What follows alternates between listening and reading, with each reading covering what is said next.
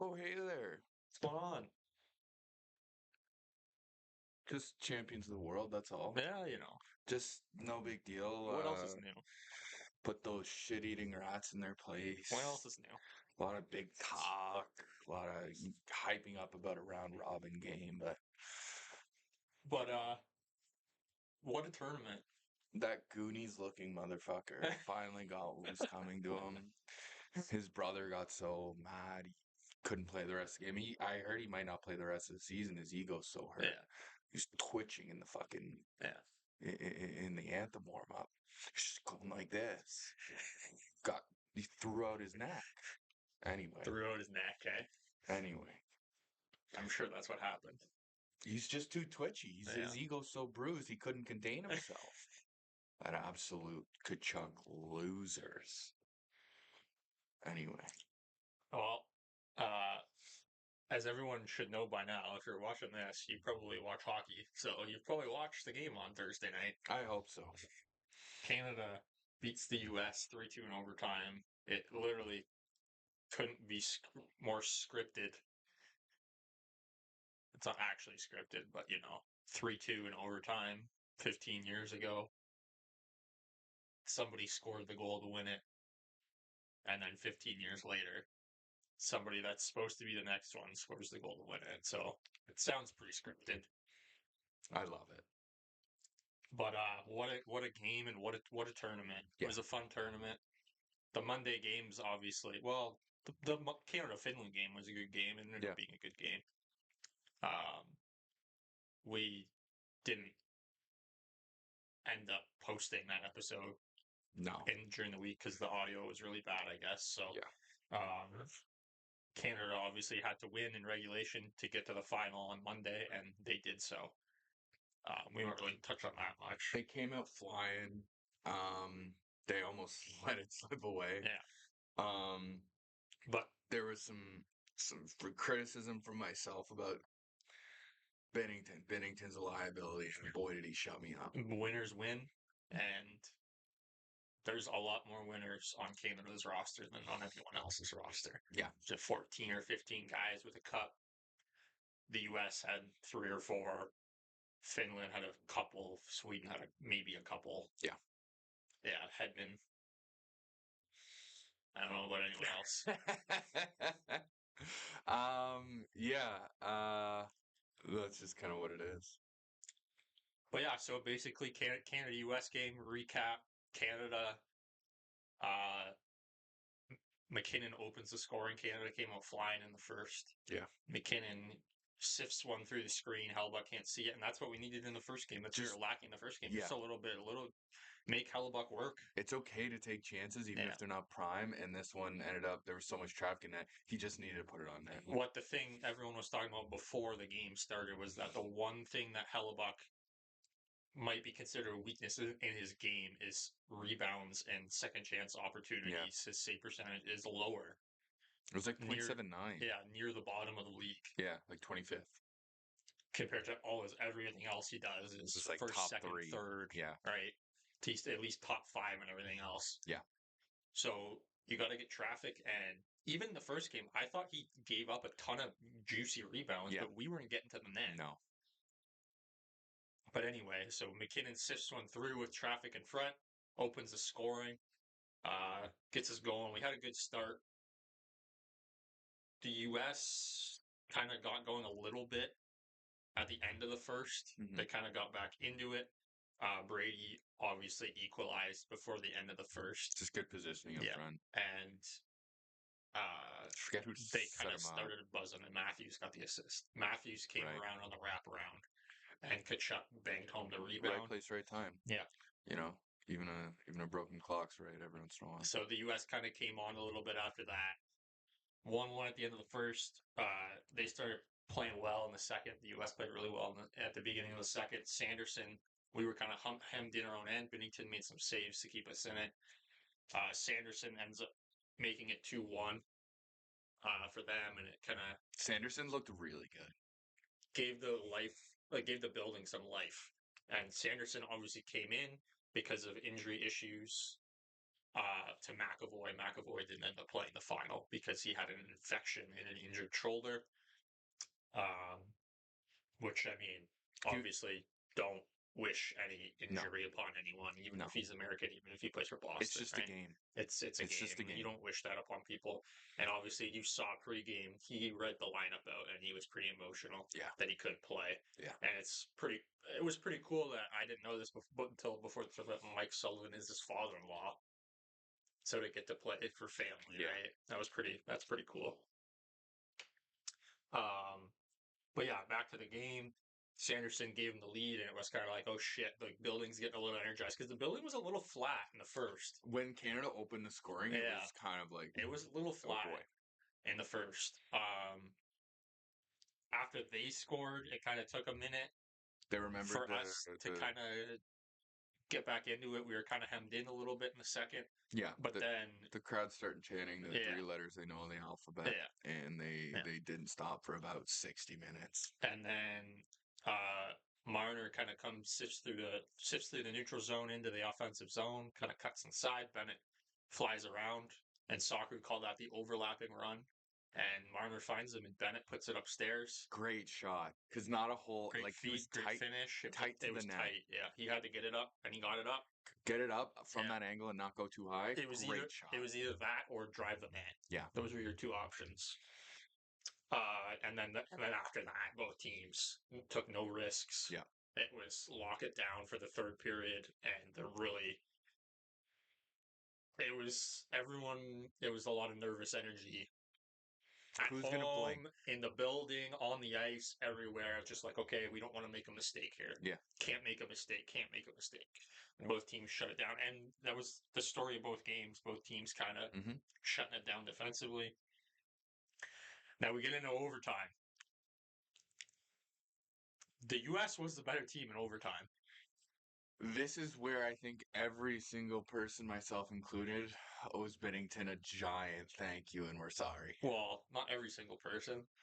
You were a little bit more optimistic on his play because he's a big game guy. Big game goalie. He's got experience doing it And in the big game. they were taking runs at him. You know, Matthews tripped him behind the net. You had a Yeah, whole yeah. lot of I don't think that was intentional, but yeah. no, that one Yeah. was more coincidental, but you had Brady getting in his face. Everyone was making comments. JT Miller decided, you know, he wanted. Larkin had that one opportunity, and then after that, he was feeding them words after Yeah. that, and Bennington skates right by him. Which just Yeah. shows, you know, Yeah.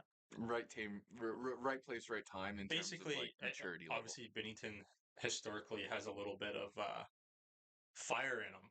Yeah. Gets in the mix Not quite a afraid bit to for throw. goalie, but he's kind of this year he's kind of dialed it back. That's kind of like when this guy's in the big game, big moment, he's dialed it. And it's a kudos because it's like everyone on the planet knew that's how you get under skin historically. And he's like, I'm not going to let it happen this time. This is too big a game. And then so Matthews had the opportunity in front. I thought that was the best save, and I know it's not the With the flashiest blocker. one, but the blocker pad, whatever it was, I thought that was the best one. Yeah. And then he made the coming across. He makes the glove save. Yep. I don't know who that was. That one was on.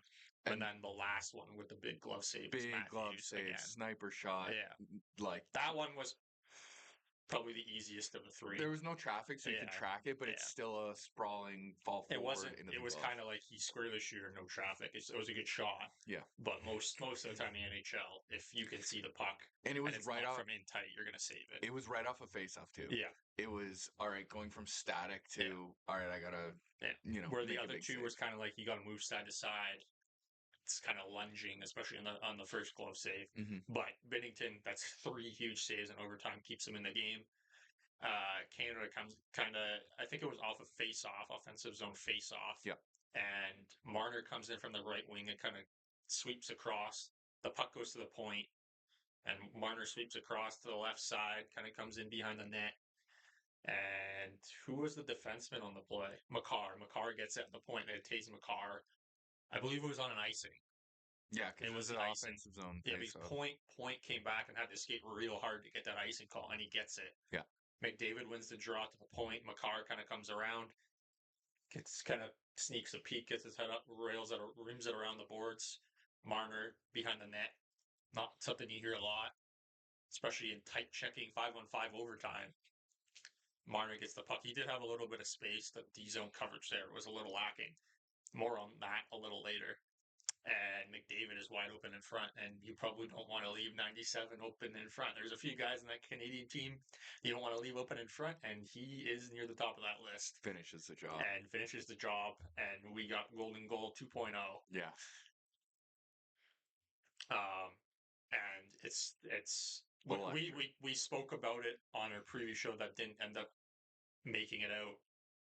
It's time for somebody to step up and be, this is our era now. Need to pass the torch. It's time to pass the torch. We spoke, I think McDavid would be the one that people would expect the most, but McKinnon's in the mix there too. Mfkers in the mix, even like guys like Marner and Point would be in the mix. Mm-hmm. But McDavid gets it done. And Canada wins again. Just so nice. So that's the recap. Now, we can touch on the arrogance a little bit. All we heard all week is this is our sport now. We're the best in the world now. We won this, we won that.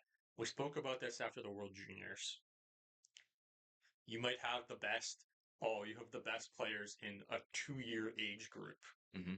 Good job. Talk to me when we play best on best, okay? These are the best players in the world, again, coming up, playing for their countries, okay? Canada gets it done.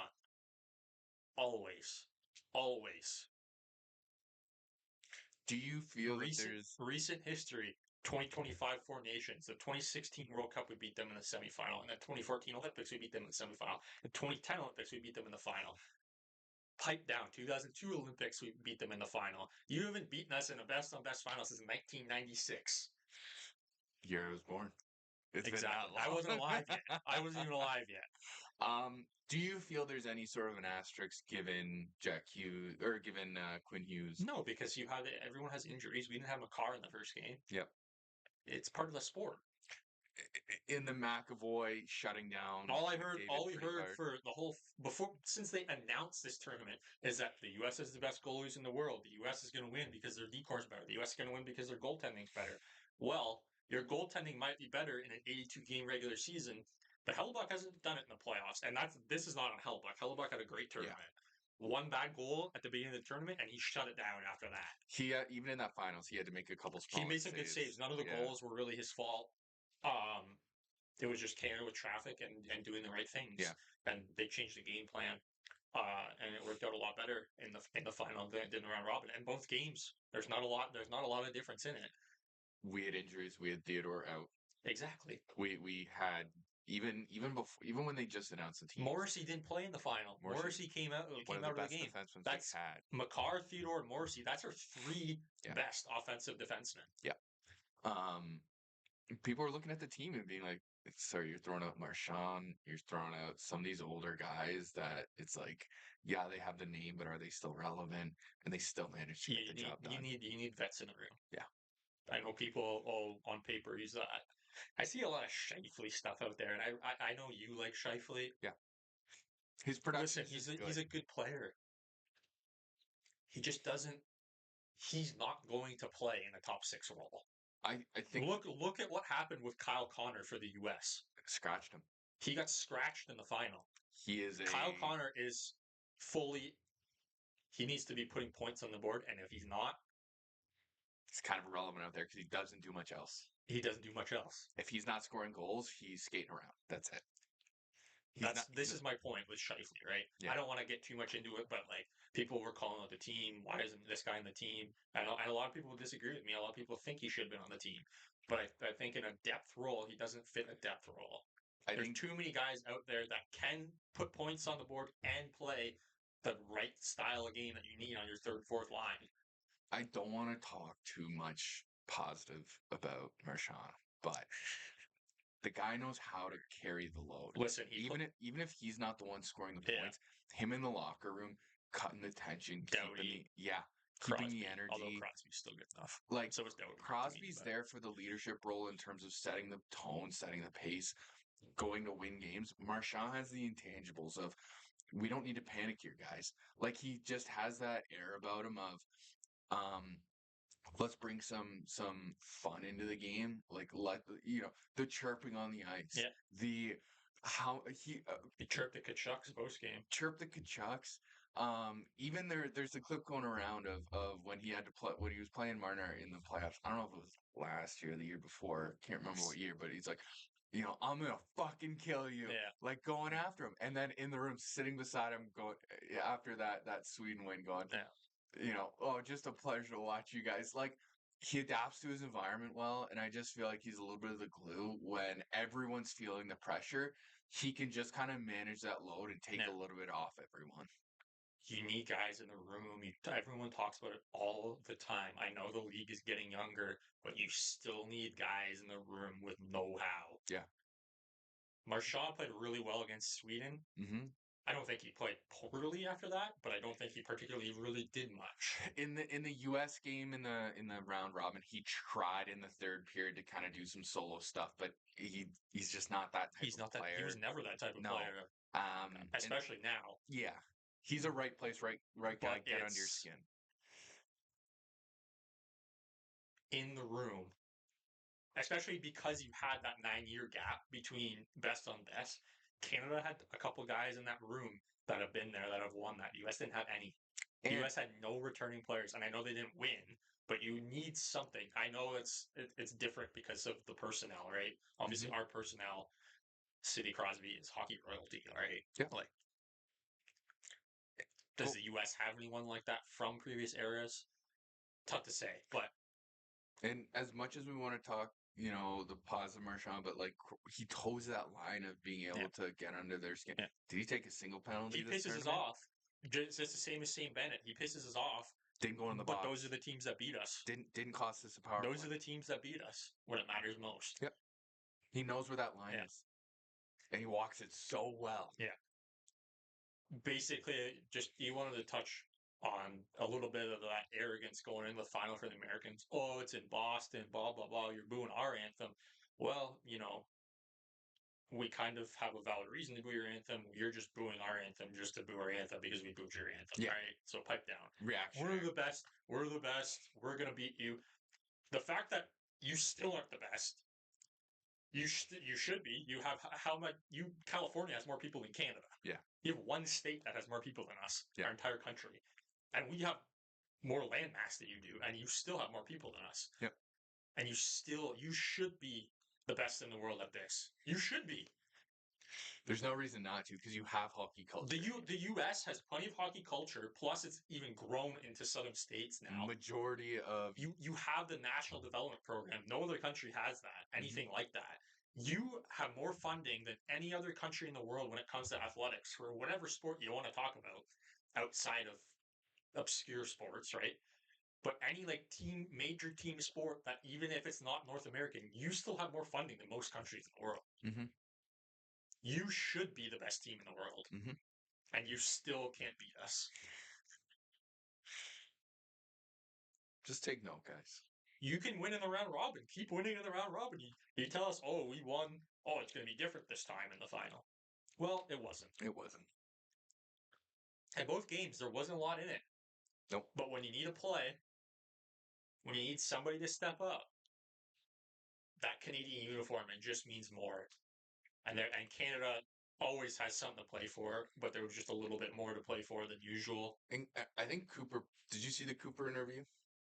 Parts of it, yeah. He put it really well, where it was like, listen, like everyone was kind of trying to tone down the undertones that were throughout this tournament, and just trying to focus. But those guys knew.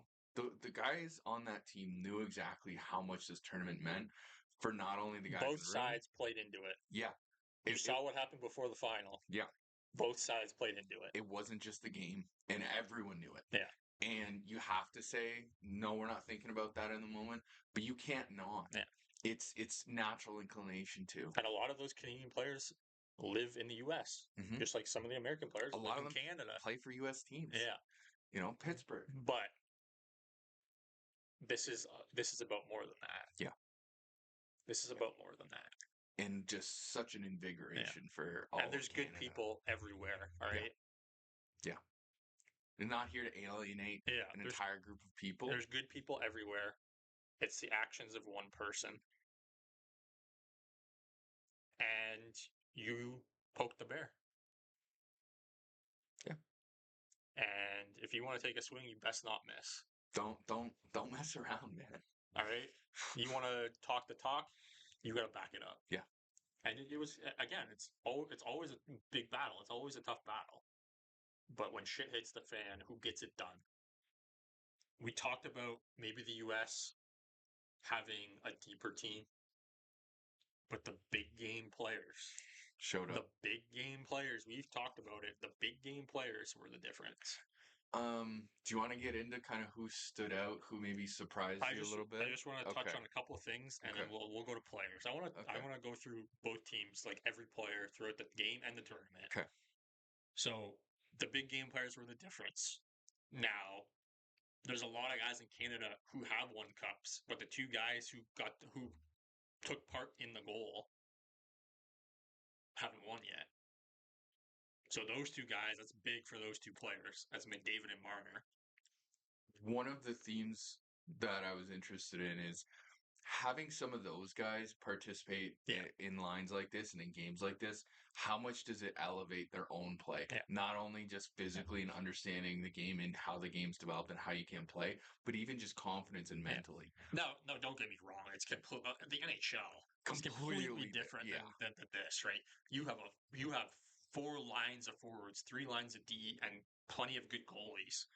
Like you have tons of room for error. If you have a shit game, you have how many guys in your team that can pick up the slack. Mm-hmm. Whereas if you do that, it's different with an NHL team.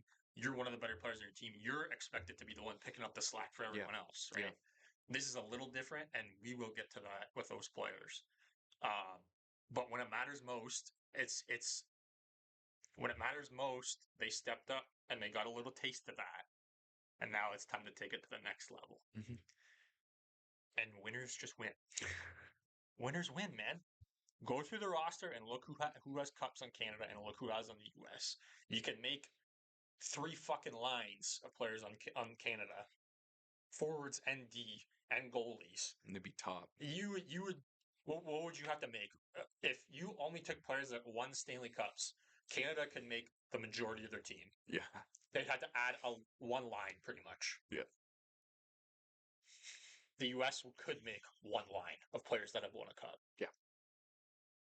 I don't even know if they can make one full line. No, they couldn't. We looked. I don't think any other country can make one full line. So you want to talk? Oh, a Canadian team hasn't won the cup, and doesn't matter. All the players on your teams are Canadian. Pipe the fuck down, all right? You want it? You got to win. You got to prove it. It's been the narrative for so long. Even whether it was Lemieux, whether it was Taves, whether it was Crosby, whether it was any number of different Canadian players that were just absolutely incredible. It's always been it. It's why don't Canadians don't have cups? No, we have cups. We're just wearing different jerseys. Yeah. It's the Canadians getting it done. The players that are coming from Canada. Yeah. Just because they don't play in Canada. Yeah. Also, not to mention, in the past 20 years since the lockout, Canadian teams are kind of fucked. We've talked about it with the cap stuff, and especially now because their dollar's so shit. Yeah. We have to keep up with these American teams, but we're paying these players first of all, our taxes are high. You have how many teams in the U.S. with no state tax, right? And not that there's some teams that play in certain states that have high taxes as well. California, yeah, but New York. They also Canadian teams have to pay their players in American dollars, but they make money in Canadian dollars. And provincial taxes aren't generally that high. Federal taxes are very high. Yeah. So if you're on a Canadian team, you're losing probably half your paycheck more. Yeah. Like probably closer to 50-60%. Yeah. It's kind of like, okay, there's a double standard there. Yeah. And I know Americans don't want to look at that because it doesn't fit the narrative. They need to be the best at everything. Yeah. And they think they are, but they aren't because you didn't actually get it done when it mattered most, just like always. Mm-hmm. And you have to find a way to win. And one of the players that found ways to win in Matt Tkachuk, he's a Stanley Cup champion. He didn't play most of the game and both games. Obviously, that's unlucky, but he dressed. It was like maybe halfway through the first when he got hurt in the finals, if I recall right. He missed a lot more time in the final than he did in the Yeah. first in the round robin game. He only missed like the third in the round robin game. And frankly, you got to sit some of your great goalies in their final game against Sweden. Yeah. Matthews got a full day's rest. Yeah, Matthews didn't play. Matt Tkachuk didn't play. Brady Tkachuk got hurt early and didn't come back. Mm-hmm. Hellebuck didn't play. And I'm not convinced Brady was hurt. It was more so just let's not mess around. Yeah, it was just kind of like he got hurt on that play. Precautionary. If this is going to be a this physical, game is meaningless. yeah. A couple more things. One more thing for Canada that I think nobody really talks about, and I think made a big difference between the round robin game and the final is the coaching staff. Ability to make adjustments. Listen, every team, again, just like the players, every team has an all-star roster of coaches here. Mm-hmm. Okay. And like, no disrespect to Daniel Alfredson, okay? Terrific player. I'm sure he's a good coach. But Daniel Alfredson does not have a lot of experience as a hockey coach. He's not an NHL coach. I think he's an assistant with Ottawa, isn't he? Is he really? I think he is now. Is this recent? I think he started. Alfie. But not a ton of experience. And he's not a head coach. Yeah. So he's focusing on one aspect of the game. Yeah. Listen. Yeah, he's currently assistant coach for Ottawa. And that's not to say, again, that's not to say other teams don't have coaches. But Canada's coaching staff is 4 head coaches with unbelievable pedigree around the league. Mm-hmm. We've spoken about John Cooper. Probably, when all is said and done, going to be considered one of the best coaches ever. Yeah. Top 10 coach ever. We've spoken about Tocchet. Tocchet is an unbelievable coach. Mm-hmm. We have not spoken as much about the other two, but Cassidy has a reputation to be a hard ass, but he wins. He won in Boston. He never won the cup, but they were always competing. And what is happening now, you can see the roster really wasn't that great. Nope. And he went to Vegas and he won immediately, and he got Vegas over the hump. And then Pete DeBoer hasn't won a cup, but Pete DeBoer has every team Pete DeBoer goes to, that team either continues on an upward trajectory or he completely turns them around. Mm-hmm. They're always competing. And it could be a very short period of time that he is Stanley Cup champion because Dallas is coming. Yeah. And that's no disrespect. The U.S. like Mike Sullivan, obviously a fantastic coach. 2-time Stanley Cup champion. I know Torts is a polarizing figure, but he's been in the NHL a long time. He knows how to get the best out of his players. Yeah. He's a Stanley Cup champion. Like, there's plenty of good coaches out there.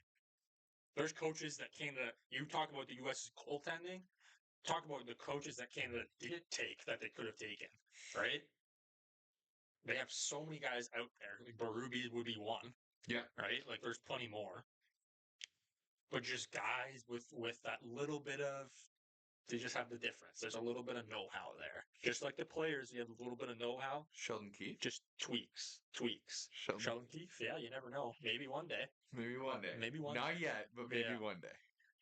You never know. If he's successful in New Jersey, yeah. But he can run an offense. Yeah. Is Sheldon Keefe Canadian, though? Yeah, I think so. I think we looked at this.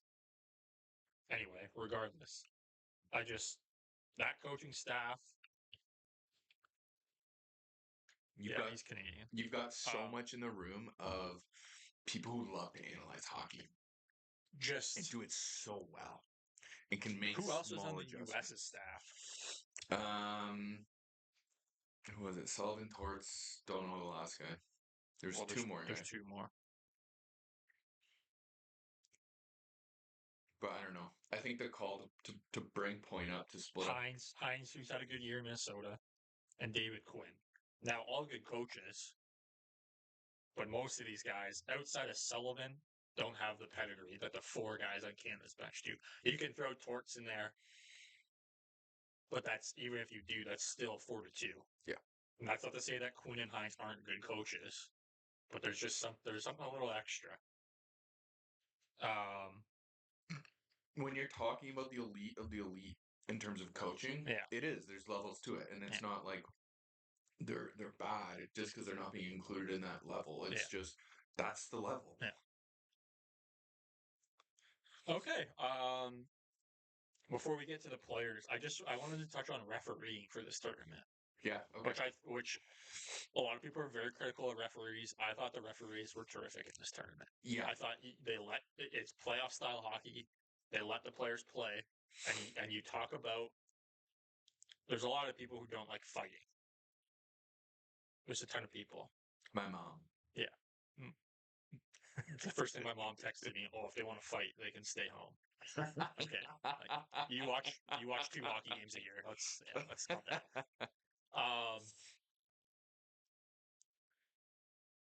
It's a little bit of the self-policing, and you saw it at this tournament. Mm-hmm. And they let the guys play, and there's always going to be missed calls. They're not perfect. No They're one's not perfect. You're not going to have perfect refereeing. And even if you have phenomenal refereeing, you're going to have people who see it slightly differently, but that's very marginal. But the world juniors, we complain about brutal. But this is the thing. This was an NHL event. Yeah. So you have NHL officials who are going to be a lot more lenient than IHF. It's by the book. And are used to reffing this these style of game, right? And these players specifically. So that's what people are going to have to be ready for. When the Olympics comes, it's all the refereeing. There's more open ice. Who wins with IHF hockey refs? Who wins? Who wins? I think the U.S. is a major loser. Yeah, I think they take way more could penalties. Take a different team. Like that could be like we talked about before the tournament, like a Clayton Keller goes. Yeah. A Cole Caulfield goes, right? Because there's some of those guys who like to push that. One, the bigger ice changes your dynamic. I agree with you. Some different players just make more sense. And the referee. And how much you're going to push that line becomes very different. I think you have a ton more penalties if this is a double IHF tournament. So basically, every 2 years you're gonna have a new tournament now. So you got the Olympics next year, and you got the World Cup, and you got the Olympics, and you got the World Cup, and hopefully so on and so forth for a long time, right? But the Olympics is going to be IHF rules, and depending on where they are, it's going to be, for the most part, larger ice surface. Most Olympics aren't going to be in Canada and U.S. Correct. But then when you get to the World Cup, it's back to NHL rules. It's going to be tight. So I think every 2 years, it's going to be different. Even in terms of like just the comfort on the ice. It's going to be different. And it'll benefit the European teams a lot more when you go to the IHF rules. Yeah. And the bigger ice surfaces, obviously, right? Sweden. When you get to these tournaments, and even like the lesser countries that didn't have enough NHL players to go to this tournament, right? If you go, like, the Czechs have a ton of talent, the Germans have talent, but then you have those guys that play in Europe that are used to that ice surface, that are used to those rules, right? So those guys, maybe they're not as high level, but they have a little more of an even playing field because this is the type of hockey. It's a slightly different game. Yeah, it's slightly how different. The game is played is slightly different because of Canada's talent level and the players that they have. I don't think it affects them as much as it affects the US. Yeah, and like Canada still wins on. They went 2014. They went to Europe and they won. Right, it was Russia, I believe. Yeah. So I don't think, like, you have McDavid, you have Marner, you have McKinnon, you have McCarr, tons of guys like they still want the open ice, and tons of the American guys. That would be better for Jack Hughes. Jack Hughes was pretty much non-existent in this tournament. Yeah, he got shut down pretty hard. That would be way better for him, right? I don't know. Did he get an assist? I don't know. But just I just wanted to give the referees a little bit of props, because you don't think of any of those games and you think of the referees, and that's the way it should be. Yeah. Whereas, like, you go to those World Juniors and it's a major narrative of the games is the refereeing. Yeah, exactly. And this was not that at all. Yeah. Okay, so do we want to talk about Canada players or U.S. players first? Start with the U.S. We'll start on the low. Start with the U.S. Okay. So in net, Swayman didn't even address the whole tournament. Otger only played one game, so there's really not, and it was a meaningless game. So there's really much to say there. Hellebuyck, I thought Hellebuyck was good in the final. Yeah. Solid. Didn't make any mistakes. And throughout the whole tournament. And I think if the U.S. won, he probably could have got MVP this time. Yeah, I think so. Just a 1 week goal at the beginning of the tournament. That was it. That was it. Nothing else stands out. And how many goals did he allow? He had 3 in the final. 1 in the first game and 1 against Canada. Yeah. So 5 goals in 3 games. None against Finland. He didn't play against Finland. Right. So Andrew did. So yeah. Yeah. So pretty good GAA. Pretty solid. On the back end, obviously Quinn Hughes didn't end up playing. If you go, so Brock Faber, people talked about him, but I think Slavin got a little bit more of the plaudits. Faber was very good in this tournament. Faber was very good. I think justifiably Slavin was more of a narrative because he stood out as 100%. my God, is he doing phenomenal But work. we're talking about a guy who's very young. Very young. Very young. To come into a tournament best on best this early in his career and to play as well as he did. Yeah. That's I hate the photo with the glasses. Hate it. Other than that, yeah, kudos. I've always been a big fan of his. And he had a phenomenal, Great especially tournament. Defensively. Yeah. Great tournament. Going to Adam Fox, I thought he was probably their worst defenseman. Nothing Which to is really unfortunate to say. He kind of got strung around on the winning goal. It's kind of a. Do you think about it? And is there any redeeming plays? The answer is not really. It's offensive guy, and it's a tight checking tournament. It's tough to get offense. Yeah. Especially from the back end. So not that he was particularly horrible or anything. No, but you would have expected some more secondary assists. Just a little. Maybe it'll benefit him to maybe play IHF rules. A little bit more to work with space-wise. But then when you come back for the World Cup, does Fox have a spot? Depends on how he plays. It's just going to be dependent on that. Hanifin, I'm not going to be too far away from Fox. I thought he was probably a little better defensively. Yeah, it was. There was slightly better, and he is more of a two-way guy than Fox is. There was a couple plays that stand out. He was joining the rush a little bit more, which was nice. He was defensively, he was fine. Yeah. Nothing crazy. He wasn't making nuts defensive plays where you're like, that's a goal if anyone else is on the ice but him. But he was fine. Noticeably throughout the tournament, that Fox Hanifin pairing was their worst pair. Yeah.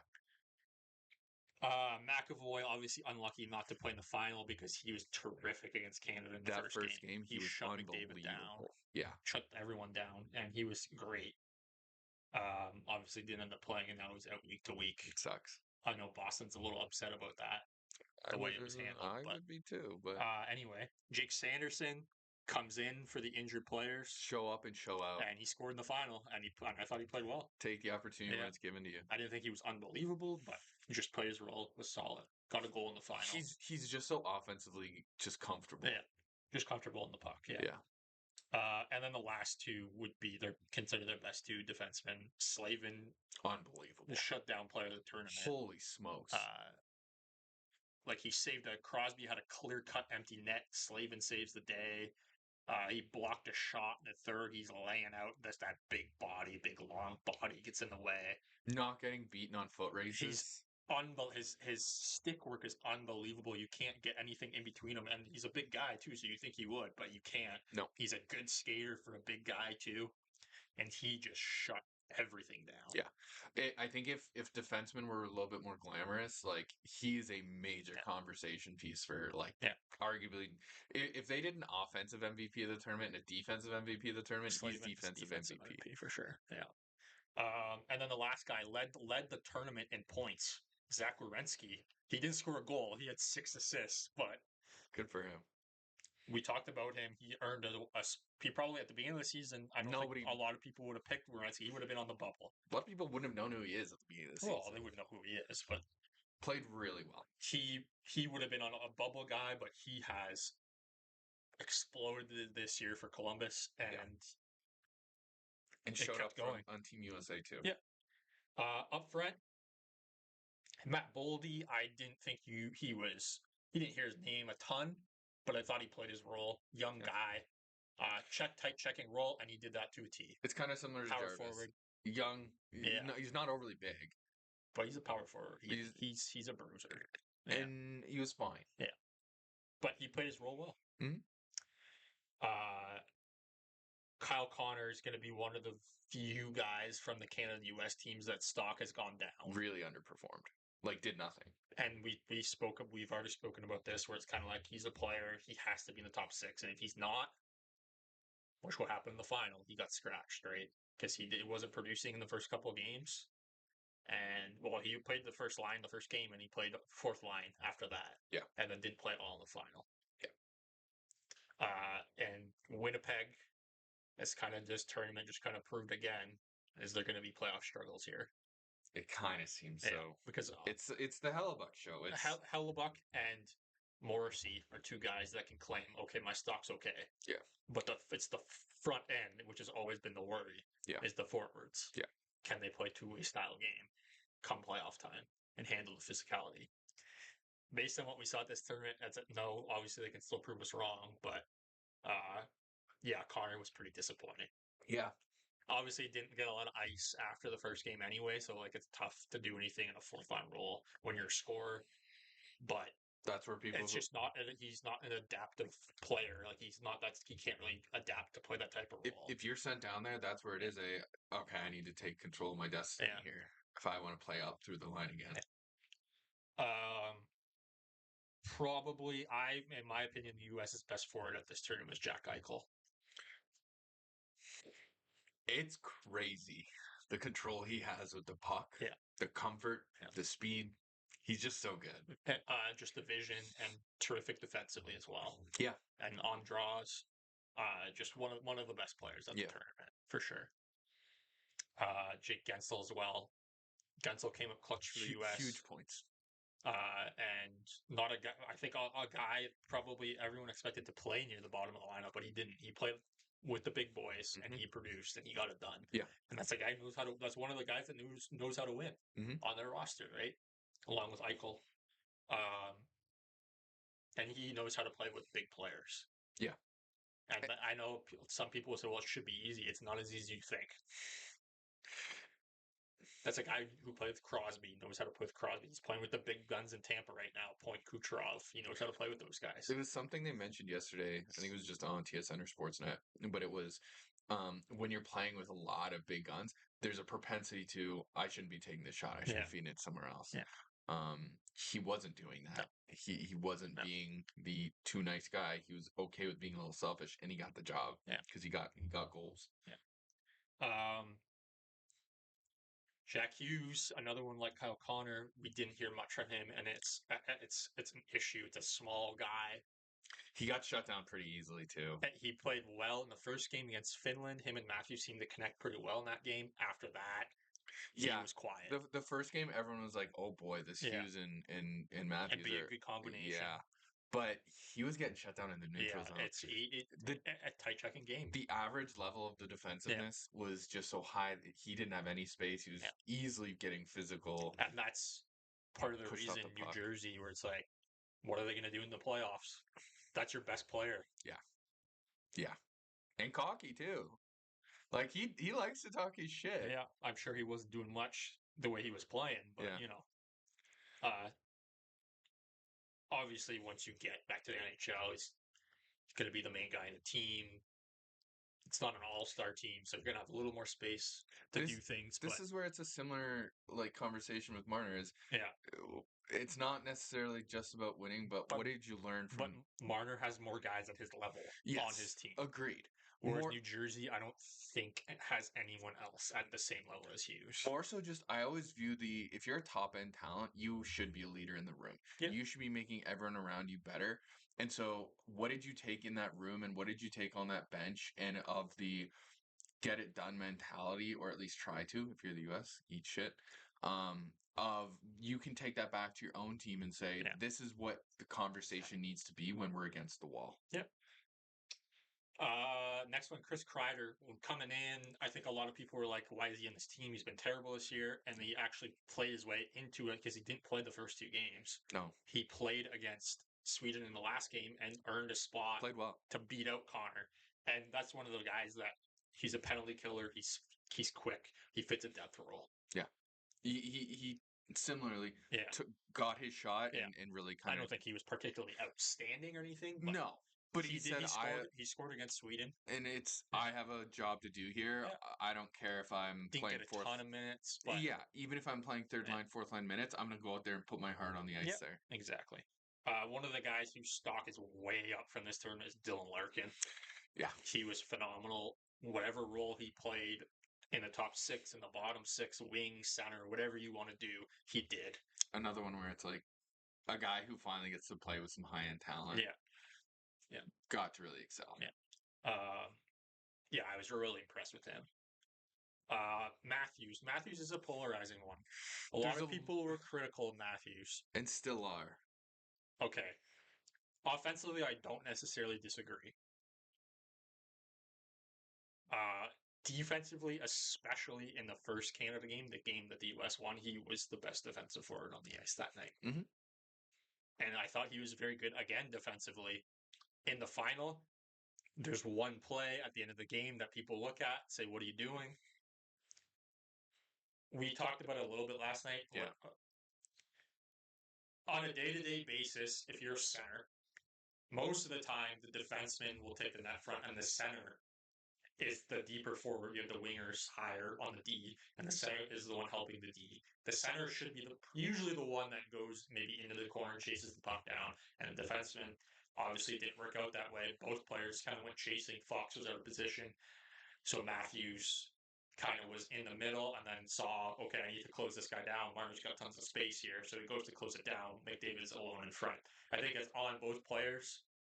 I think Matthews, in most case scenario, he did the right thing. He should be the one going. He should be the one going to the corner, whereas Fox got caught out of position. And Fox should be the one in front of the net. But in that situation, I think it's kind of you got to identify it and maybe kind of meet in the middle a little bit. Yeah. Take the pass away. Don't maybe bull rush him and wait for help. But obviously, it's one play. I thought outside of that, I thought he was terrific, and I thought he played well offensively in the final.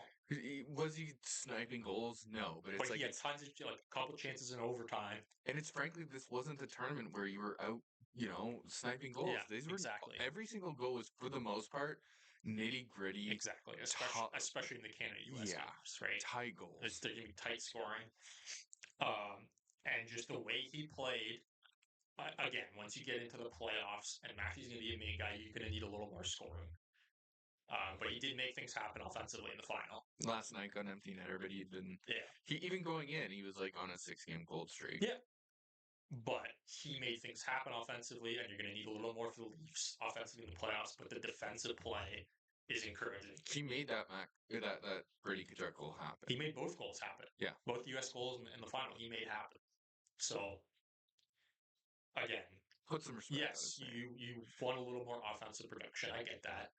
But the style of play that he played shows, okay, come playoff time, adaptability. There's something here. Mm-hmm. We could have something here.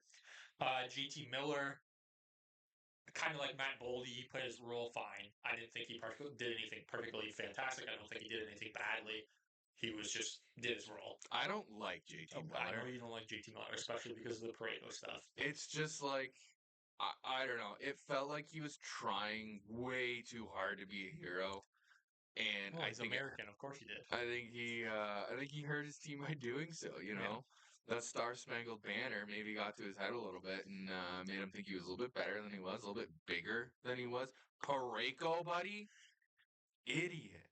Oh my gosh.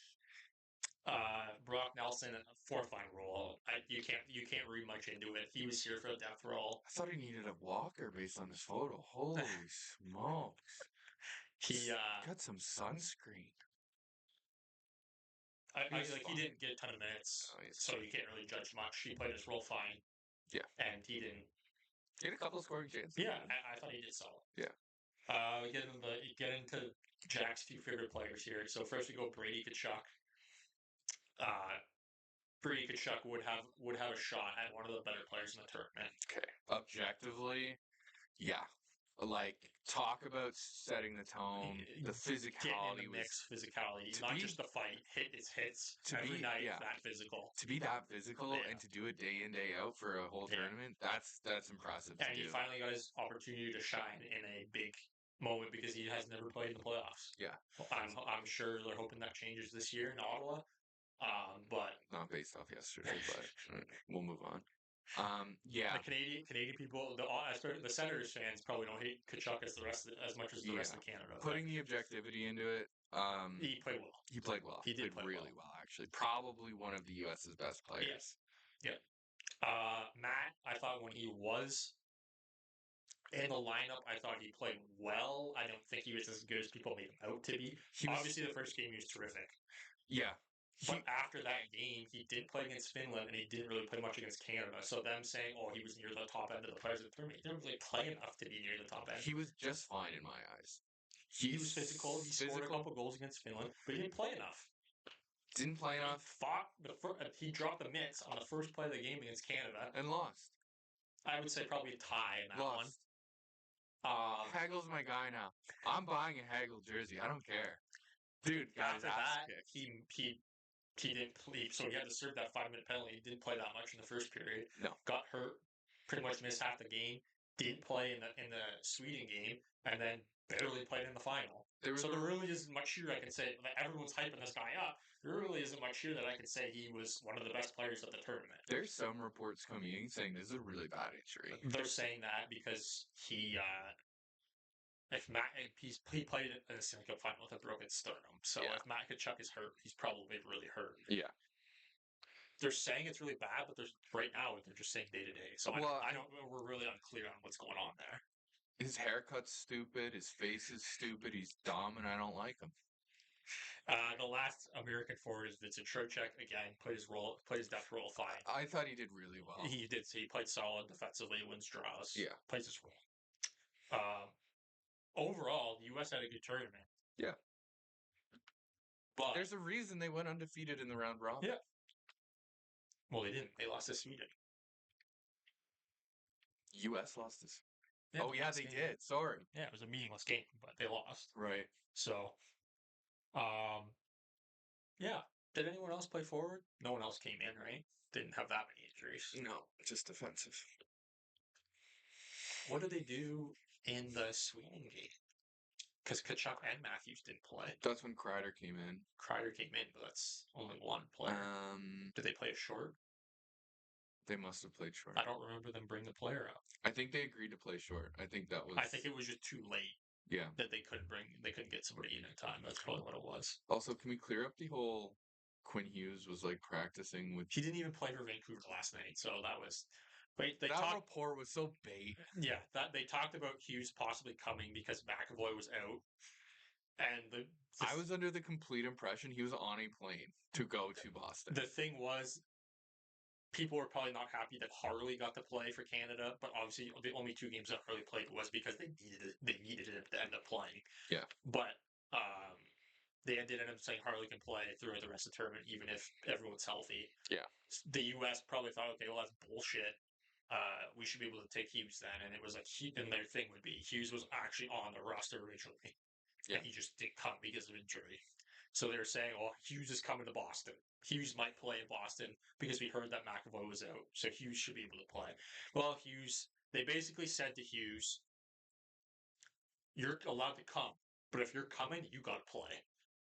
And it was like, everyone thought he was in Boston, but he wasn't. He was still in Vancouver, and it was kind of like, okay, he played, he tried it, he went on the ice, he tried to play. He was in a non-contact jersey. It was, and they said, okay, if you can tell us right here, right now, you're playing for sure, you can come. But if you can't, then you're not coming. And it was, you can't, and obviously he couldn't, because he didn't play for Vancouver last night. Yeah.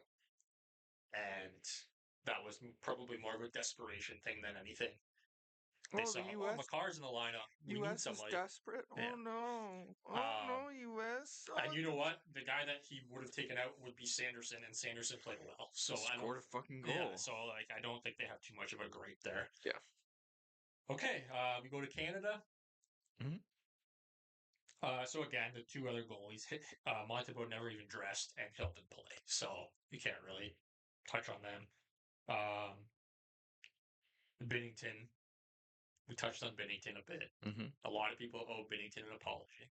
Again, myself included. At the beginning of the tournament, before the tournament, I said I think Hill should start. But once you pick a guy, I think you roll with the guy. If he's gaming, he's gaming. Unless he was like really bad. Binnington let in a few weak ones against couple weak ones against Sweden. One was bad for sure, and then the other one was iffy. But he made some saves in OT, and Canada ended up winning. Now there was the bad goal against the U.S., the Gensel goal, and then there was a couple bad ones against Finland when they were trying to come back late in the game. Yep. And everyone came in the final saying, well, Bennington's got at least one bad goal in every single game. So should we start him? Now, Cooper said from the start, Bennington's the guy, he's going. And then everyone in between games, well, Cooper hasn't announced started yet. He said at the beginning of the tournament, Bennington's the guy. He didn't listen. So, I don't know what to tell you. We already knew he was the guy. I was from the start, I said, I would have started Hill from the beginning, but once you pick Bennington, unless he is like really, really bad, you don't chop and change goalies because after game one, you say, well, Bennington did play well. If you go to Hill and Hill plays like shit against the U.S., and then you toss Bennington back into the fire, now it's in his head. Cooper stuck with his guy. He believed in his guy, and Bennington, maybe he let in some weak goals. But when it matters most, Bennington gets it done. He makes saves when you need saves, and that's what he did. And everyone owes him an apology. People, myself included, were hyper fixated on the 5-hole goal when there's zero traffic and it really wasn't that close. That was it. And even he, when that went in, threw his head back, was like, what the shit was that? But his ability to forget that. And then almost throwing away the Finland victory. Like well, I didn't think anything was particularly horrible on his part in that game. But everyone was overreacting there. This is the narrative. Yeah. And so then and I agree. I think it was in where I got confidence was okay, we made it to the finals. If you don't think Bennington is going to come in and be as lights out as he possibly can be in that finals, you've never watched him play before. I was critical. I was like, does he still have it? Yeah. Is he just too worn out? Was it just a streak when he got it done and he came in was an electric? But he proved no. He's still got it, and without Bennington, I don't know if he'll make set saves in the overtime. It was incredible, and he shut me the hell up. Yeah. I know you were critical of Bennington, but I know for a fact that you wouldn't rather Montembeault on that. No. Who? Yeah. He got a medal. Yeah. Hey, he made the team. He was part of the roster. There you go, right? Monty. There you go, pal. You're not winning much in Montreal, so you better enjoy it. Yeah. Okay, so we'll go to D. So apologies to Jordan Bennington from everyone. Yeah. Go to D. Obviously, Thomas Harley came in. He only played the 2 U.S. games, but looked very comfortable in really both. well. Very comfortable. Defensively and offensively. He is going to be one of our main guys. There was the one change, but it was one mistake. Yeah, it was the change. Who cares? Off the Crosby turnover and it wasn't even him. US game. It wasn't even him. Yeah. He was going off. Yeah. He probably should have recognized, okay, I should have stayed on. But the player that was coming on took an eternity 3-4 seconds. So, but outside of that, he was good. Flawless. He was very, very good. Just calm and cool on the puck. I hope he's on the team next year. He will be. 100% he will be. Yeah. Cale Makar obviously missed the first U.S. game, and he didn't do anything particular.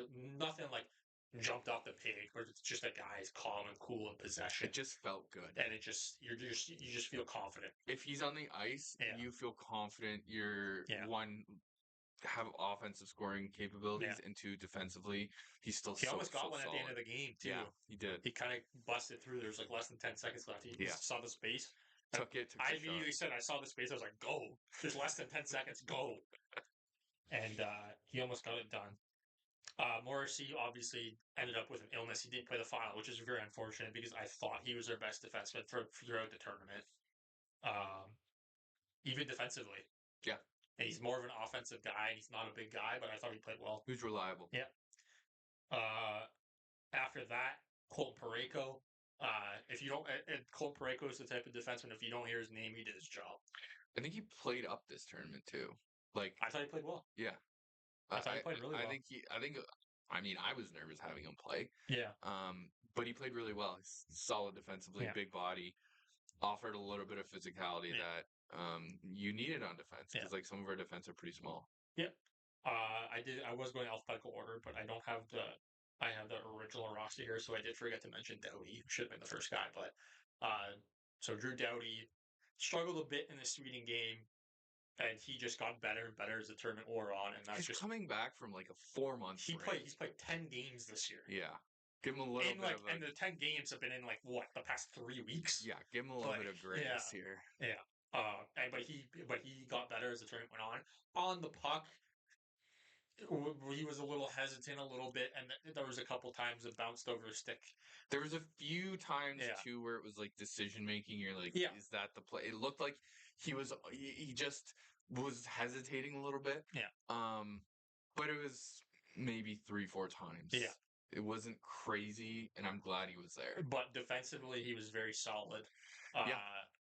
And just calm in his own end on the puck. Maybe offensively he wasn't there, but just And sorry, how many hits did he have to absorb? exactly. He took a lot of punishment. And just like Marchand, that's a guy in the room. And he just kept getting up. That's a guy in the room. Yeah. Yeah. The only difference being as a defenseman, you're getting more minutes, but a guy you'll love to have in the room. Kind of in the same light as Parayko, Travis Sanheim had a very good tournament as well. I was really impressed with Sanheim, actually. Basically, any Canadian defenseman you come into this tournament, I think nobody's stock is down. No, there was no liability. Yeah. There was nothing where you're like, shit, Sanheim, really, man? And Sanheim is actually two-way. He's actually offensive. Yeah. But at this tournament, I think you have enough offensive guys and it's kind of like play your role, play solid, big body, physical. The worst thing is going to be join the rush when he needs to, but if you get caught pinching, it can be really bad. Yeah. So way to have the composure to be like, I'm just going to start to back check at this point. And played his role very well. Theodore obviously didn't play much. Got hurt in the first game, so unfortunate for him. And would love to see him because he's a very good player. Not a whole lot of data to kind of give him any ranking. You can't really say much. I'm sure he'll be there next year as long as he's healthy. Yeah. And Devon Tays. I think he's a little up now. I think a lot of people got to witness, myself included again, the offensive capability. A lot of people that aren't able to watch the West. The Chem with Makar is a big thing, and even without Makar, I thought he played well. Yeah. There was a couple of times, like on the first U.S. goal, he made a mistake. There was a couple of things that I was like, oh, what happened there? And I'm pretty sure he was the defenseman who was supposed to get on that change with Harley. Yes. But for the most part, I thought he was very good. Outside of those like big mistakes, he was terrific. He joined the rush well. Learning experience. And he was solid defensively again. I don't think those mistakes made his tournament look that terrible. I think he was still very good outside of that. Yeah. Okay, so we go up front. We had no replacements up front, I don't think, right? No. No, not that I remember. So this is the player I want to talk about the most. Did we? Who's our 7th forward? Well, 13th forward. 13th forward. Who didn't play in the final? Konechny didn't play in the final. Right. Yeah. Okay. So I think we just had scratches. I don't think we had any injuries up front. Yeah. So okay. So start Sam Bennett. Talk about showing up when it matters. Sam Bennett is a motherfucking gamer. Yeah. Physical. That guy is physical. He's hard in the forecheck. He wins draws. He's good defensively. He'll come up with a goal when you need it. Flawless performance by Sam Bennett. Yeah. He didn't play the first 2 games. Or the first game, sorry. He came in the second game. Looked good against the U.S. the first time. 4th line center, but he looked terrific. Yeah. Really good. That's the fucking guy you want on your team come playoff time. You want to talk depth scoring? Yeah. You want to talk answering the call when someone wants to challenge your team? That's the guy you want on your team. Yeah. Anthony Cirelli, we talked about him a little bit last night. I don't think he didn't do anything wrong.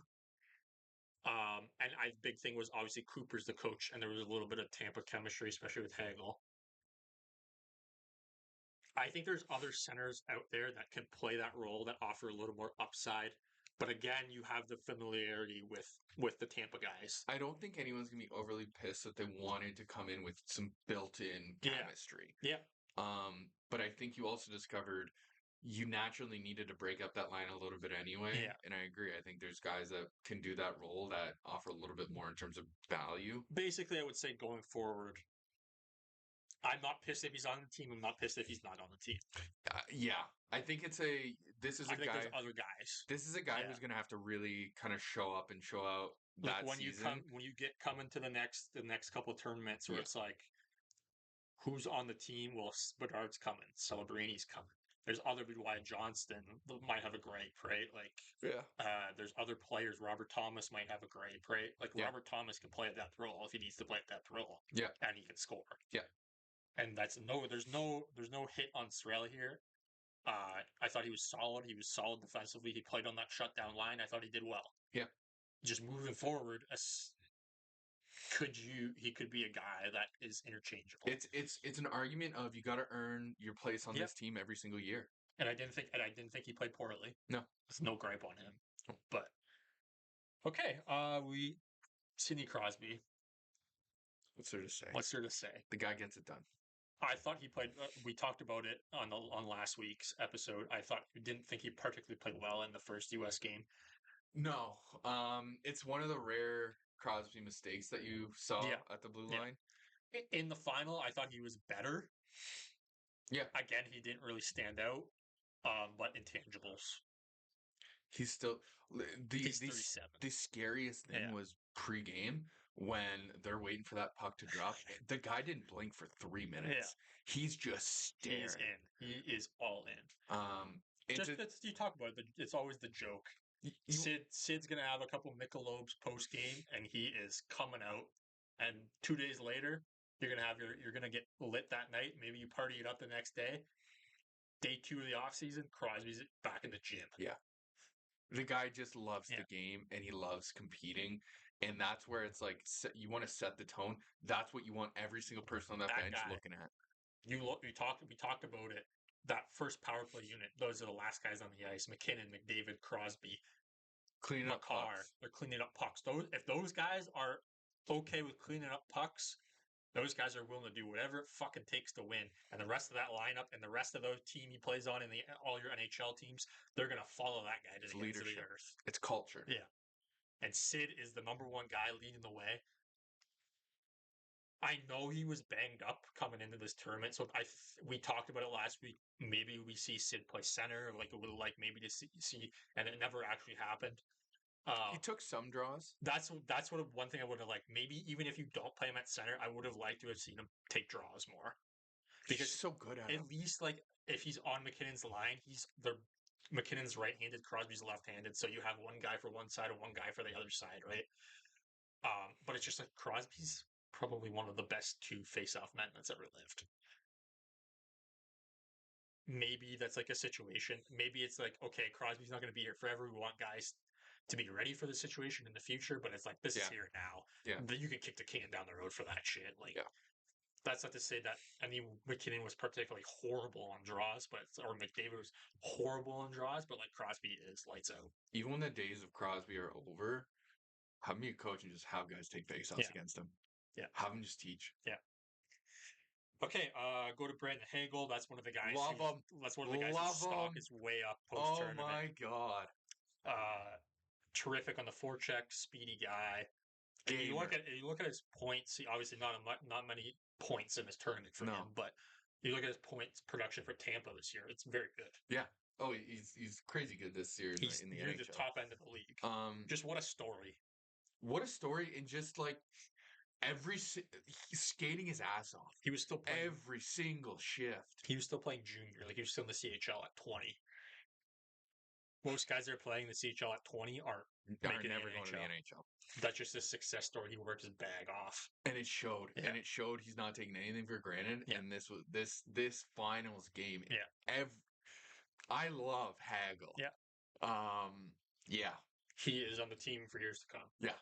Yeah. That's a guy, again, injuries aside, loves to compete. Yeah. Seth Jarvis. Mixed bag. I wouldn't say he wasn't bad. He wasn't bad. He wasn't outstanding. He played well against Sweden. Yeah. The second U.S. game wasn't his best, but he didn't get a lot of minutes either, so it was tough to judge. Konechny came in for him in the third game against the must-win against Finland, and then Jarvis drew back in for the final. I think if you had the option, Konechny would have. In a tight-checking North American style game, I probably would have taken Konechny over Jarvis. Yeah. But again, both guys would have played on the fourth line. It probably wouldn't have moved the needle that much. Yeah. But when you go to Italy next year, bigger ice, Jarvis, that'll fit Jarvis. That's a speedy player, lots of open ice. He'll be hard on the forecheck. But in terms of this tournament, again, not a player who didn't do anything wrong. Just didn't stand out. Didn't stand out. Yeah. And then Konechny's our next guy. He didn't play enough. He played one game. Yeah. He didn't play enough for There's us no to data draw points. any conclusions. Yeah.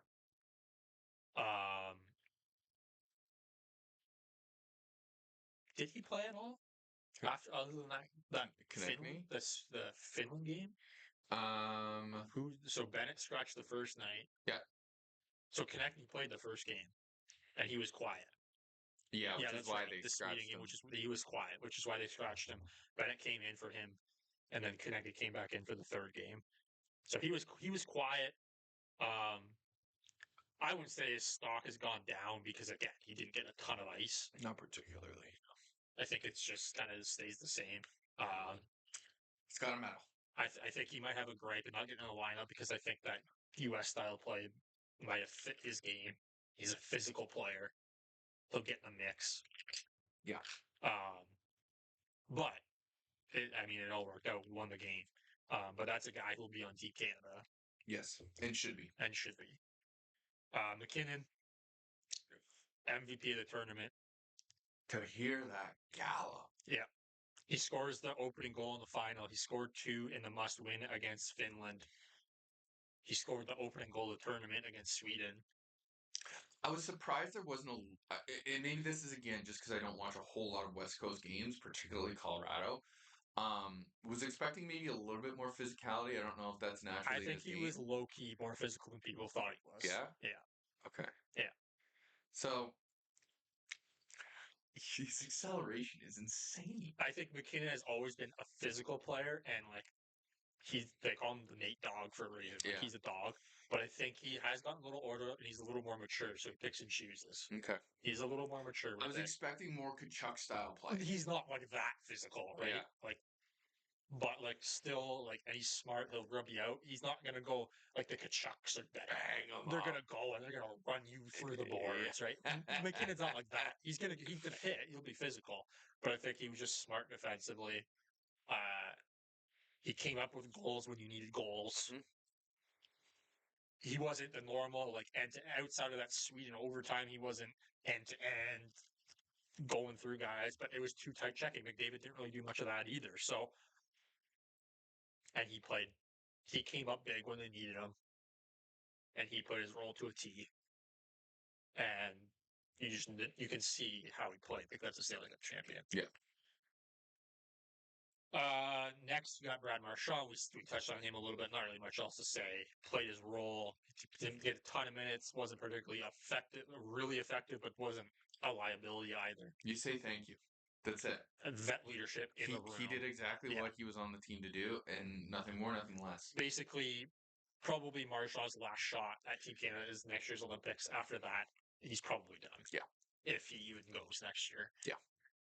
So it could be a swan song. Who knows, right? I'm going to skip the next few players because I want to talk about them last. Okay. I'm going to go to Braden Point. Okay. Actually, you know what? I'm going to skip because I want to talk about him too. Let's go Sam Reinhart. We both agreed Reinhart was a little quiet. There was no plays where we were like, what a high-scoring chance. Like, oh, geez, nice shot. Oh, great back check. He was just kind of out there. Again, not a liability. Yeah. He made some defensive plays here and there. Yeah. What I told you last night is that because Bennett played a depth role, it worked for him. Whereas Reinhart was playing in the top 6. And it's not as much dump and chase. And Florida is very dump and chase. Florida's dump and chase, go get it, we're running you through the boards. Mm-hmm. That's what Florida's game is. And I think that fits Reinhart. Whereas in this one, it's kind of, you're playing with McDavid, you're playing with McKinnon, you're playing with Barner, you're playing with Crosby. It's more, you want to carry the puck into the other team's zone. Yeah. The game that he stood out the most was the finals. Like, up until that point, it was like, oh, yeah, Reinhardt's on this Yeah. team. Reinhardt got a couple assists in that Finland game that were key. He made some good plays. Yep. And he made some defensive plays in the Sweden game. The 2 U.S. games, he was a little quiet. But I think on the cycle in the final, I thought he did well. I didn't think he did anything wrong. Just you expected a little more from a guy who's near the top of the goal scoring charts in the NHL for the past couple of seasons. Yeah. You expected a little more offense. But I think that's just down to style play for me. Sure. That's not the style he's used to playing. Sure. Just like Bennett played the depth role, so those guys were chipping it in and going after it. So it fit Bennett. If Reinhardt played on those lines, you might have seen the best out of Reinhardt. Yeah. Okay. Mark Stone kind of played up and down the lineup, played his role, didn't do anything, just solid. Just a typical Mark Stone. Yeah. Gets it done. Did he have a couple goals in the first game, or he just the scored one? in the first game. Yeah, he was fine. He played in the top 6 most of the tournament. He did play in the third line at the end of the final. I do think there was an element of, like, outside of the first game, like, he didn't do a whole lot game 2 or game 3. I think that it's he's a vet guy. He knows how to win, and he'll have the IQ to play with guys like Crosby and McKinnon and McDavid. Right? I think that's what it was. It wasn't necessarily fully effective outside of the first game. Yeah. But I don't think he did anything wrong. He was another guy where I'm thinking, come next year, what do you do? Because I do think he's still on the team. He's not old enough for that yet. He's an injury potential guy. Well, if he's hurt, yeah. If he's hurt, but okay. But I think if he's healthy, I think he's still on the team. Okay. So 3 players I want to talk about the most. So we'll go Braden Point. I think Braden Point is the most underrated player in the NHL. Go off. Braden Point, consistently 90-point guy. Yep. To 100 points or more. Sick shot. Very low-key, a terrific goal scorer. Yeah. Hard on the forecheck. Is a small guy, but he's a water bug. He buzzes around out there. He can play anywhere in the lineup you need him to play. He played everywhere in this tournament. Just kind of like Mark Stone, but a little more upside. Mm-hmm. Similar players, though. Small guys who buzz around, but Point just a little more offensive upside. Yep. I thought he played well on McDavid's line in the last 2 games. Yeah. And he played well in the shutdown role with the Tampa guys in the first U.S. game. And he can play wing. He can play center. He'll do whatever you need him to do. And that's a guy you want on your team. Yeah. Didn't get a whole lot of production, but effective in the role that he played. And you want him there. That is one of the main guys on the team for years to come here. Yeah. The last 2 players, that you know who they are. Yeah. Let's talk about Marner first. Okay. Now listen. There's a couple things here. So we're going to have the positives here. Marner made plays when Canada needed plays. Overtime winner. Marner got the OT winner against Sweden. OT winner assist. He didn't particularly play well in the first U.S. game. He got demoted to the third line for the Finland game. And I thought he did well on that line with Sreli Nagel, actually. I agree. Not outstanding offensively or anything, but just kind of like buzzing around. Made a couple things happen. He stays on that line to start the final. He makes a terrific feed to Bennett. Good patience, finds Bennett. Bennett ties the game. And then after that, he played well in the final. So he got moved up to McDavid's line for a little bit more offense because they needed goals, right? And he ends up getting the assist on the winner. And that's what we want to see. Marner in big moments coming up clutch. I think if he didn't get those 2 assists, I don't think much is different. I don't know if you disagree. I think this was a hugely beneficial tournament for Marner. Yes. outside of the result, being in the room and saying, if you want to win, if you want to be a $14 million player, look at the guys next to you. look at what they're doing. Yeah. Look at the sacrifices they're doing. Yeah. How are they playing? Yeah. What's their mentality at? You know, I think that being in that environment did more for him to understand what it means and what it's going to take to win in the NHL. Yeah. I really liked seeing him step up. I think even watching the game last night, not to jump around too much, he looked super confident. He was taking shots.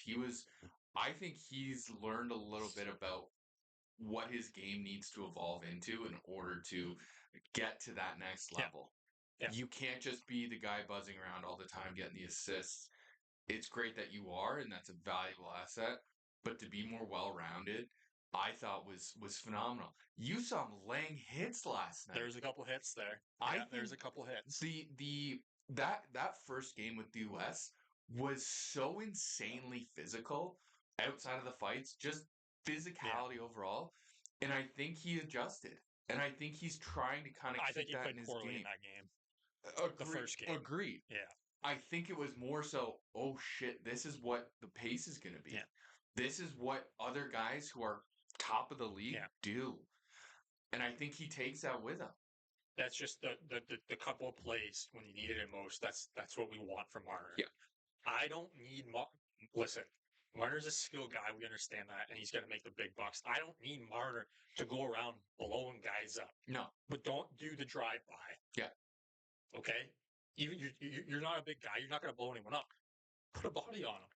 I don't need you to blow the guy. I need you for the guy to know that you're going to get in the mix if you need to get in the mix. You need to get into dirty areas to put the puck in the net or to facilitate somebody else putting the puck in the net. And I'm not saying you need to be this player, but look at Marchand. Marchand's not huge. Marchand point's not huge.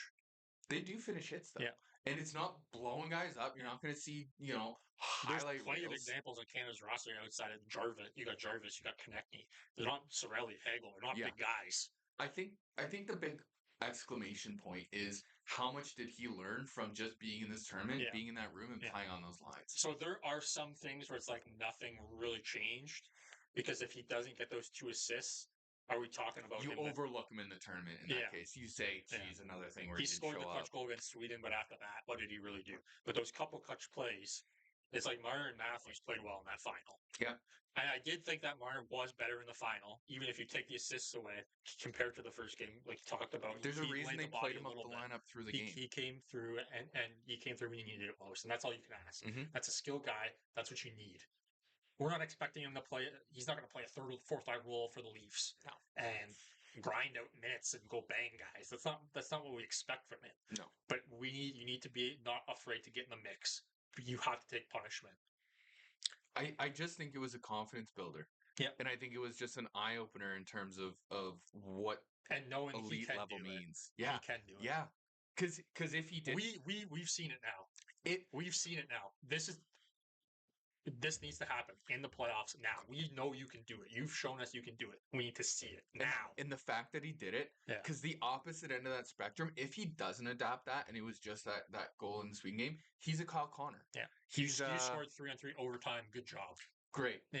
And that's what your game is. That's what you've always been. It's a regular season game. You score in 3-on-3 overtime. Good job. That's what you always do. To not adapt, you're getting you might get scratched in that final if you're not adapting. Yeah. I think it was a really positive game for him and a positive tournament. Yeah. It does. Listen, it's going to take and it's going to take even more for the Leafs because again, you're not playing on an all-star team. Yeah. You don't have other guys picking up the slack, right? You need it for 60 minutes, not I'm going to make a play here, play there. When it comes, you have too many guys on Team Canada or Team USA. Or you're not whatever. passing to Bennett. You're passing to Nyes, who is much younger. Yeah, you have less experienced. Again, you're playing on a line. You're playing on a line with Matthews and Nye, so you still have 2 high-end players. Yeah, but the rest of your lineup isn't as high-end as those first 2 lines. So you need to step up. It's not Crosby giving you the draw pass. Exactly. So I hope he can do it. Yeah, he's shown he can. Keep that energy. And in that environment, you have a lot of guys around. Now you got to take even bigger step, and it's can you do it when you're one of the main guys? I'm curious if there's a conversation between him and Berube to be had here about this exact topic. Yeah. I hope there is, frankly, because Berube can go and be like, look what you just did. Yeah. Look what you just accomplished. Yeah. And more importantly, how you accomplished it. You did something that you haven't done in your NHL career so far. And look at the dividends that it just paid you. Yeah. It got you beloved, frankly. Like, thank you, Mitch. Yeah. Thank you for the wins. Okay. So the last player. Hey, how you doing, McDavid? The last player is Mr. Connor McDavid. Okay. Mr. Game-winning goal. We spoke about it, but nobody's gonna see. Nobody's gonna see it. So we're gonna touch on it here. Going into this final, it's time for somebody to step up. It's time to pass the torch. Crosby's 37. He's still a very good player. Still one of the best, but he's not one of the top 5 players in the world. He's got ice in his veins. He's still very good. He's the king of the blades. Yeah. But he's 37. He's 37. Still the best 37-year-old I've ever seen on in the sport, in any sport. Yep.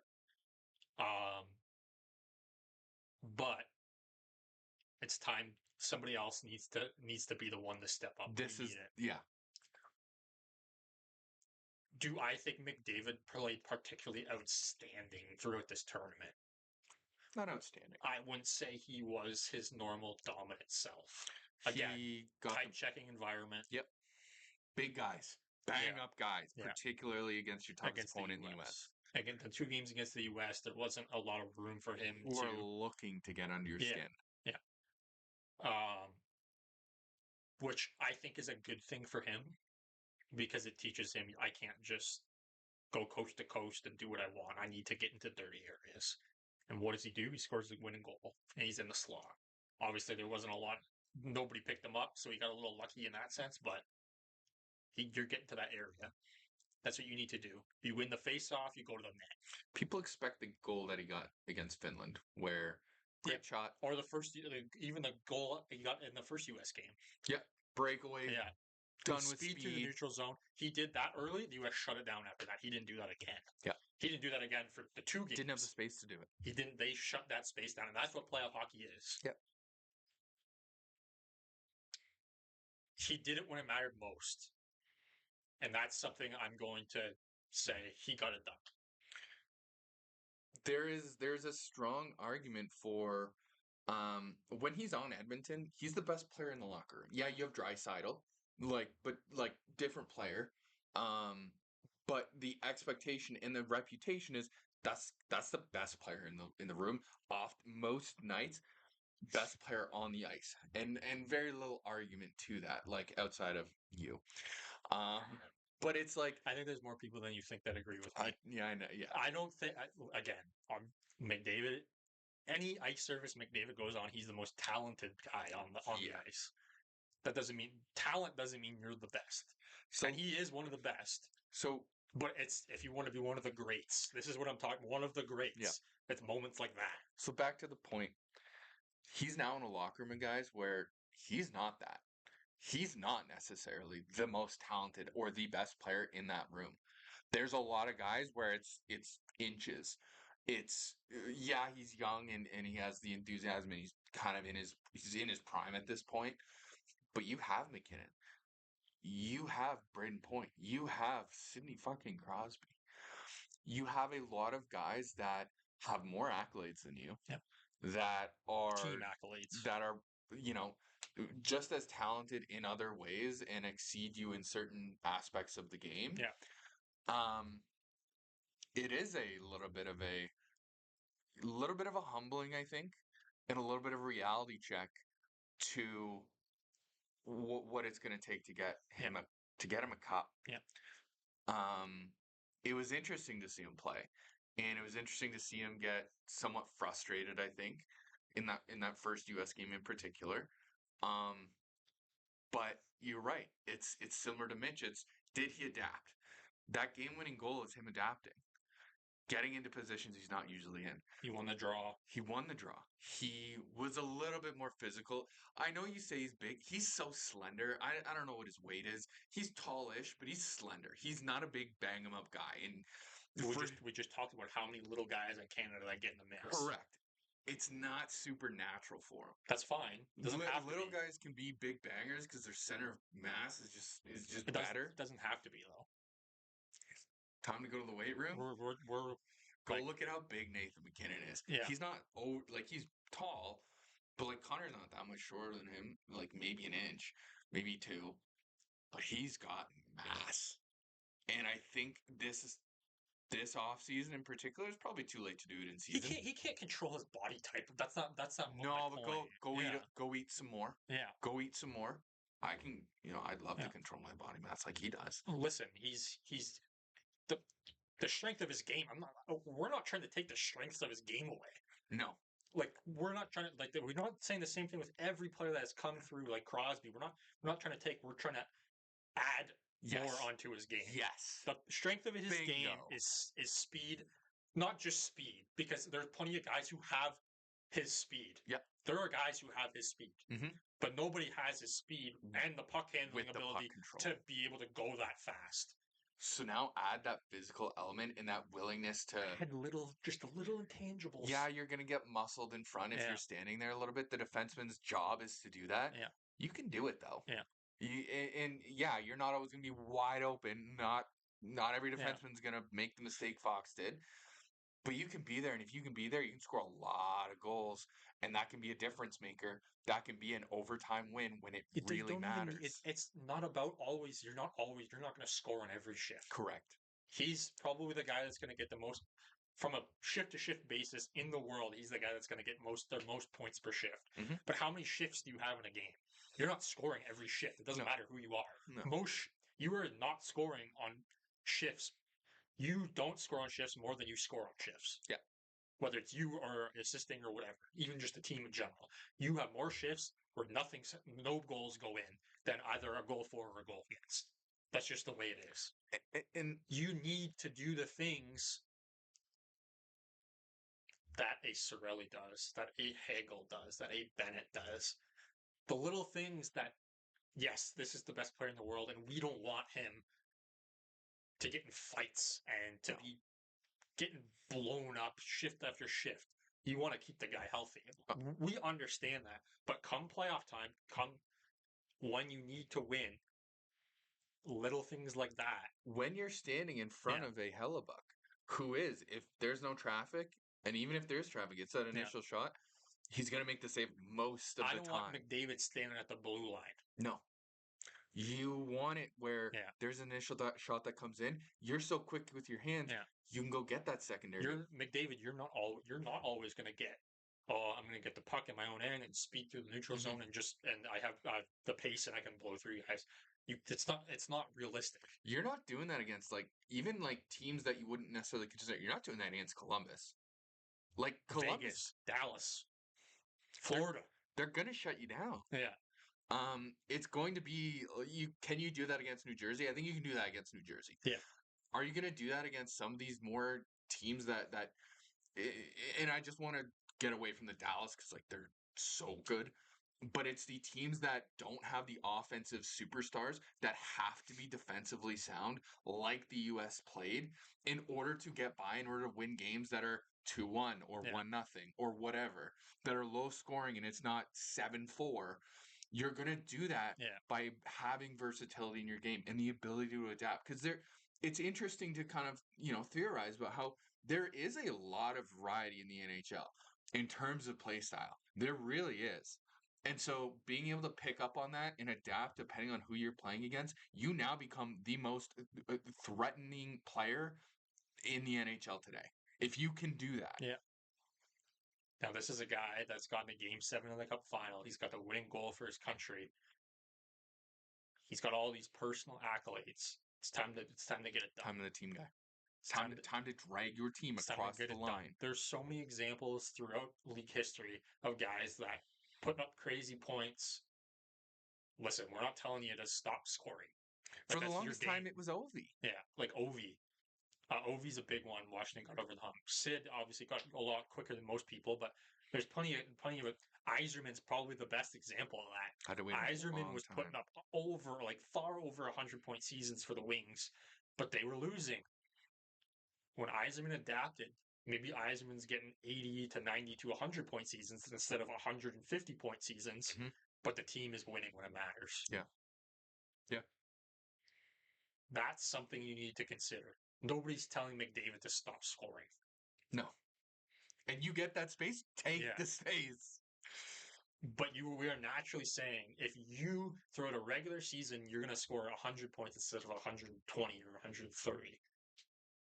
And you're taking that step back, and maybe your team in the regular season doesn't score as many. But those other guys are getting in the mix. You're getting those guys in the mix. You're getting those guys ready to play. You're going to play on my level come playoff time. Yeah. Then they're going to be ready come playoff time. If you play on my level in the regular season, we're going to get you ready through this 82-game season. Come playoff time, you're going to be ready to step up. When I'm going to be keyed on, somebody else is going to make the play. I think you are seeing a similar adaptation happen in Matthews, where you're not seeing him score 69 goals. Same great Marner, Matthews, McDavid. You would have said the same thing about McKinnon until they won. Said the same thing about Crosby until they won. Said the same thing about all those Tampa guys until they won. Mm-hmm. Whoever. Eichel. Caulfield. But I'm saying guys that have won. Oh, that have won? That actually won. You can't just put up crazy points and think that people are going to give a shit. Yeah. The ultimate goal and the differentiator is winning the Stanley Cup. Yeah. That's the goal. Yeah. You can be phenomenal. You can have all these points.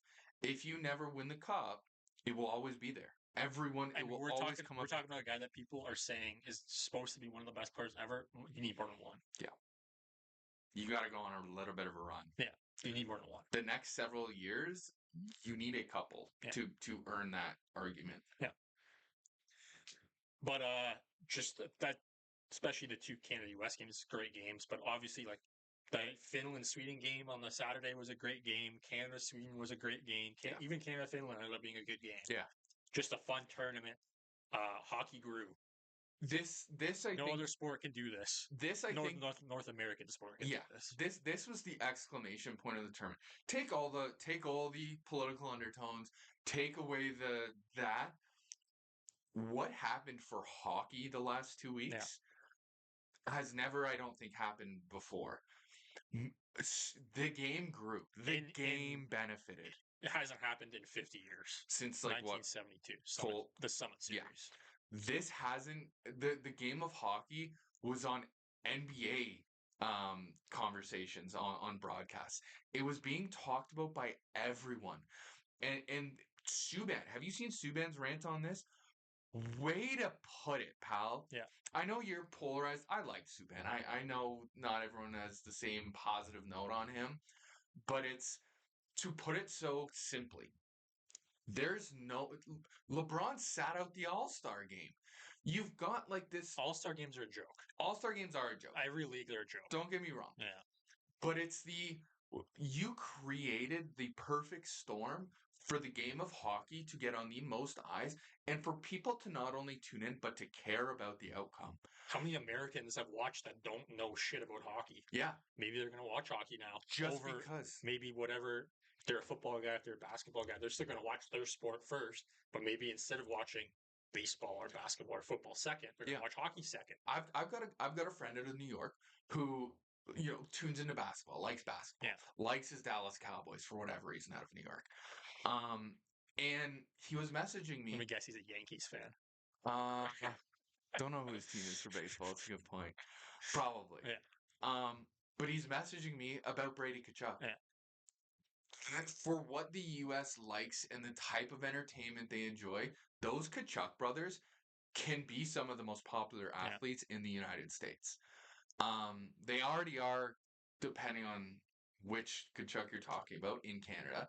They're already very big, popular guys. If you're a Sens fan and you don't love Brady Tkachuk, I don't know what the fuck you watch. Yeah. In terms of growing the game, you now have a country that loves the Tkachuks.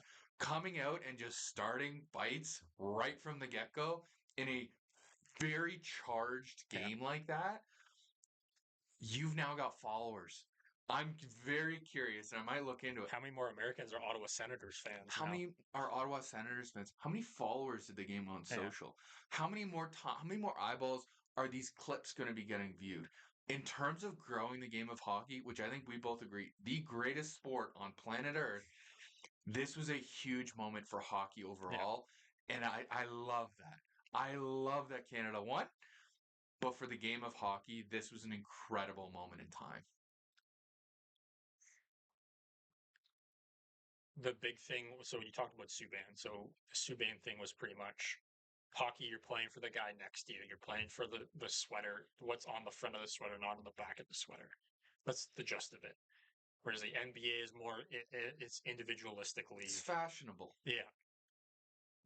But it's starting to go downhill because that era of players, that LeBron, Durant, Curry, it's coming to an end. And the next era hasn't taken the toll. No one stands out. There's don't get me wrong, there's tons of talented players. You've got the Greek, I can't pronounce his name. Giannis Antetokounmpo. Yeah. And Jokic and Luka Doncic, and there's players from outside the U.S. that are the best players in the world right now. Those three guys are probably the best three players in the world. They're all from Europe. Mm-hmm. But what hurts the NBA is the new fan, the attention span isn't there.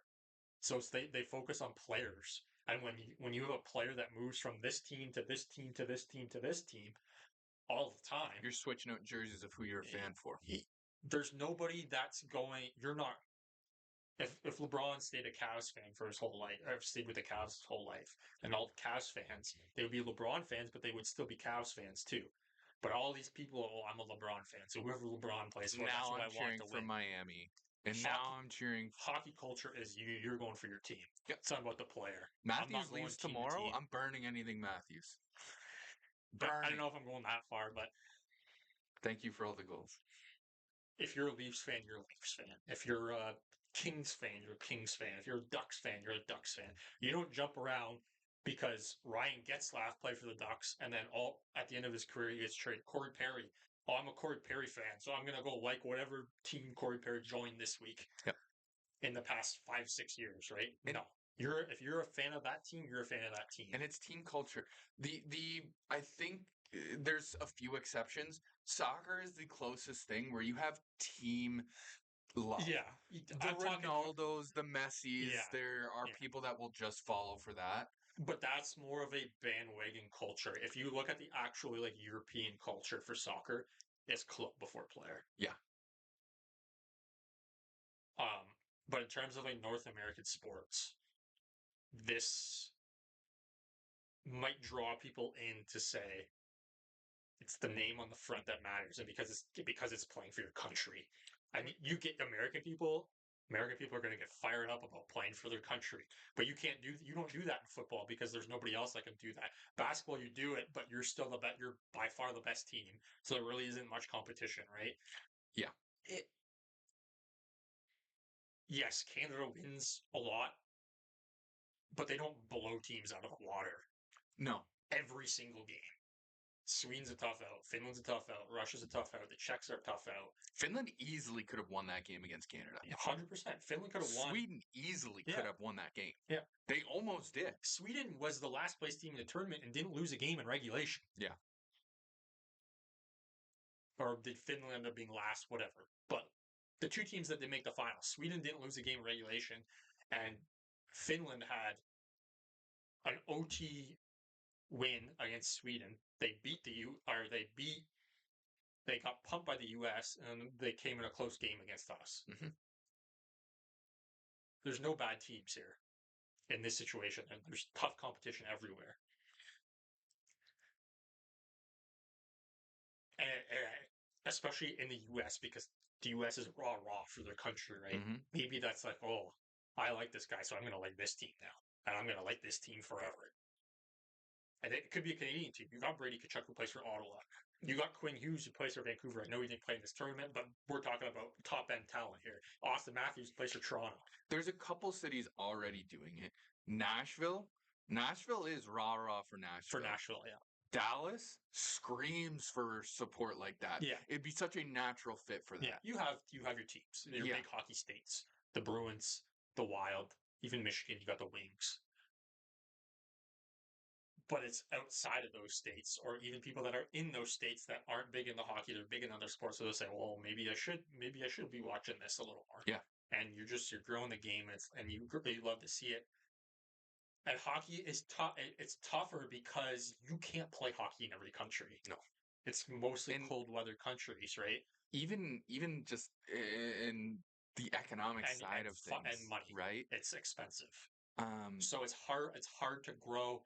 You look at soccer. Soccer's easy to play. Anyone so in the world can accessible. play soccer. Basketball, what do you need? You need a ball and a hoop. Even football, you can play rough tackle football, or you You can play can. flag football with You just the can. ball. But If you're gonna play real the football, equipment can be a factor too. especially as you're a kid Yeah. and you're growing, Yeah. unless your parents can buy you new equipment Yeah. every like 2 years, frankly, as you're growing quick. Yeah. That's tough. That's very tough. And hockey there's a certain skill set you have to learn before you can even learn the sport. Yeah. You have to learn how to skate How to before you can skate. even learn how to play the sport, right? Where Yeah. everything else, you can already walk, you can already run. You just have to learn the sport. Growing up, I had a park outside my backyard, Yeah. and they put a rink up every winter. Yeah. I could go out anytime I wanted. Exactly. So that's hockey's growing, and it's not an easy sport to grow. No. Shout out Blake. I won't say his last name. Blake and I would be out until 11 p.m. and he Yeah. was a goalie, but we would play every single night until it was dark. Yeah. And there was an orange light over the rink, and we brought our net, and it stood there because no one would steal it. Yeah. And it was just some of the greatest memories I had. Exactly. So that's all I got on the Four Nations. It was a fun little week there. Yeah. Just It felt like it lasted so much more than a week. What a story. Yeah. What a story. It was just fun. And a big win for Canada. Yeah. For more than one reason. Yeah. Well, the NHL is back. Hopefully the Four Nations, and it's kind of the stretch of the season now, so getting in the playoff races. So hopefully that before the Four Nations, it was kind of the dog days of the season, hum ho. Mhm. Now we're getting into the end of the year here. Maybe the intensity ramps up a little bit after that tournament too. Let's just talk quick couple news notes before we get to the Leafs. Okay. You want to do these? I got to run to the washroom. Okay, I'll do them. Yeah. So we talked about McAvoy. McAvoy's out week to week. Doesn't sound like he'll be back anytime soon. And Boston has a little bit of a gripe with how it was handled. So we'll see what happens there. Matt Kachuk obviously did play Saturday night. It doesn't sound like the injury is good news for him. It could be serious, but we're still waiting on news for that. Florida obviously doesn't like to hear that. If we come to Western Canada, Calgary waived Tyson Barrie. Obviously, the experiment hasn't worked out too well, and he cleared waivers, if I remember correctly.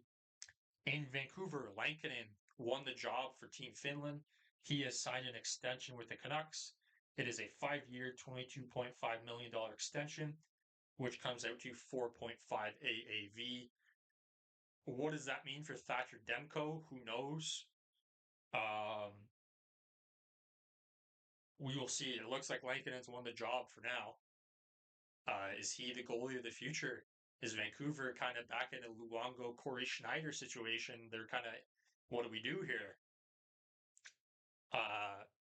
We will find out. I think Lankinen's the guy for the rest of this season. I don't think you can argue that. And Vancouver's back in the playoffs right now. Obviously, all the drama is kind of done. So we will see what happens there. I was just saying about Lankinen signing an extension. I overheard that. Very curious.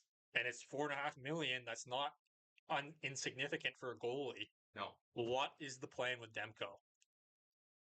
Is this a Luongo Schneider 2.0? It has not looked good for Demko since return. You've just committed to Lankinen. Was it $4.5 million? $4.5 million for 5 years. Now again, it's the current NHL, so a lot of teams love having two goalies. Just look how good Stolarz and Wool are right now. But that's a lot of money into two goalies. Lankinen has looked really good. Is this a case, or maybe there's a trade on the horizon? It would not surprise me one bit. I don't think it would happen this year. I don't think it's no. I don't think it's Yeah. likely this year. But you've got a team that just feels weird. Vancouver feels weird. Yeah. You had the JT Miller, Pedersen shit, whatever you want to call that. You've got this kind of like Quinn Hughes it's a cornerstone of our goal scoring right now. Do you go out not goal scoring, but point production? point production? Yeah. You want to go out, maybe shop Demko, see what you can get, so that you can make steps towards. Because it becomes a question of, are you winning a Stanley Cup with who you have there right now? And I think the answer is no. I don't think it's even close. Once you get to playoffs, I just think it's completely out of the question. Listen, if you get in, you got a shot. I think it's been proven before in the NHL, but because they wouldn't be one of the favorites. Because what's Demko paid right now? I'm not sure what Demko makes, but I bet you it's not cheap. It's probably it may not be outlandish, but I bet you it's not cheap. Let's see what it's at here. Teams. Vancouver.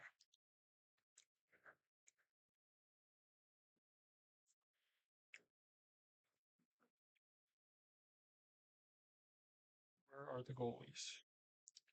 Because what you've got now, the thing that Rantanen trade did was say Demko makes $5 million and he only has 1 year left.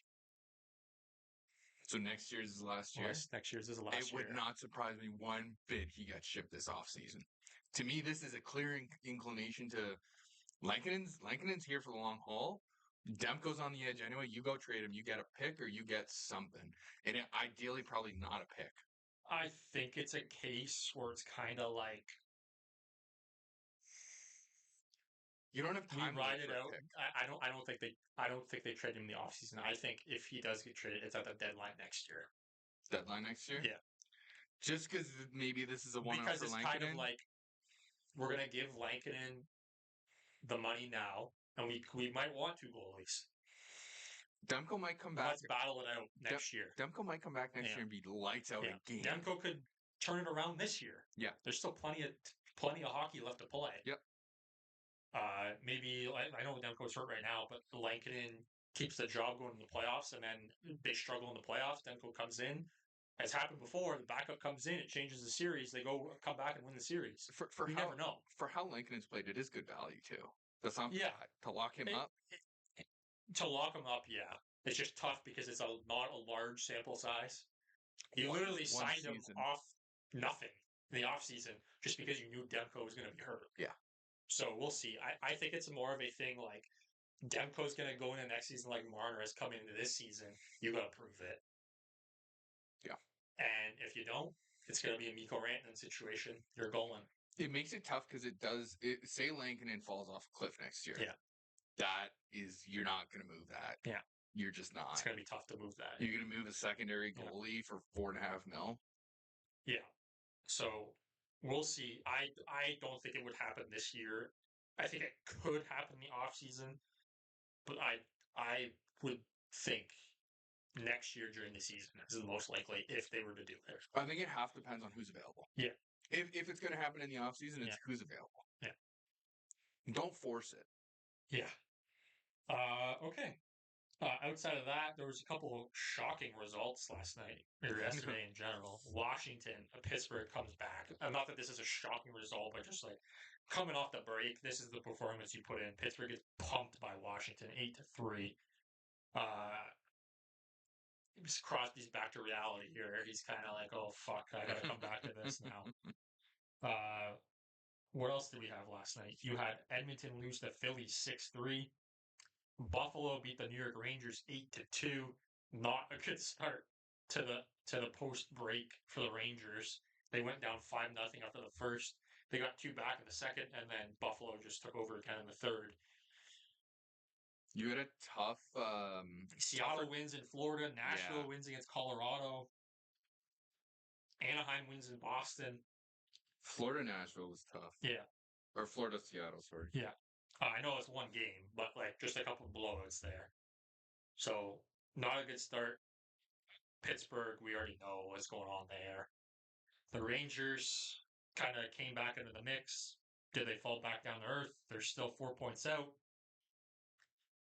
The game of the day yesterday was probably the afternoon game in Detroit.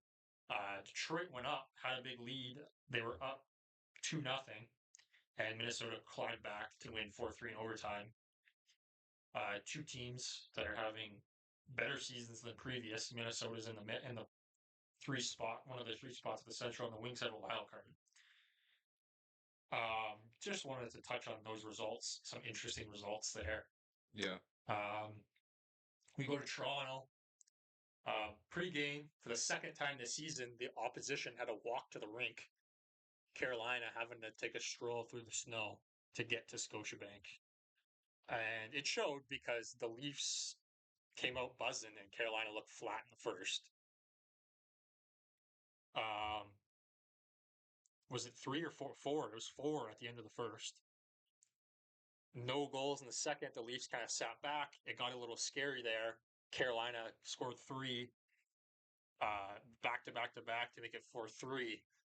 They had the goalie pulled with 6 minutes left. We'd switch to curling. Yeah, not by choice on our part, but shout out to the Scotties. Yeah. But then Matthews and Holmberg get 2 empty netters to put the game away. So obviously a very good first period, but more of the same. They get a big lead, they sit back. Can't be doing that, No. especially against a good team like Carolina. It's weird Berube's kind of facilitating that. I don't know if I don't think that's by choice. Yeah. I don't think that's, I don't think he likes it, but a very good first period, a very good start to the post break. Stolars look good. Wall goes tonight against Chicago. Not an easy schedule coming back here. No. I love having a Saturday, Sunday.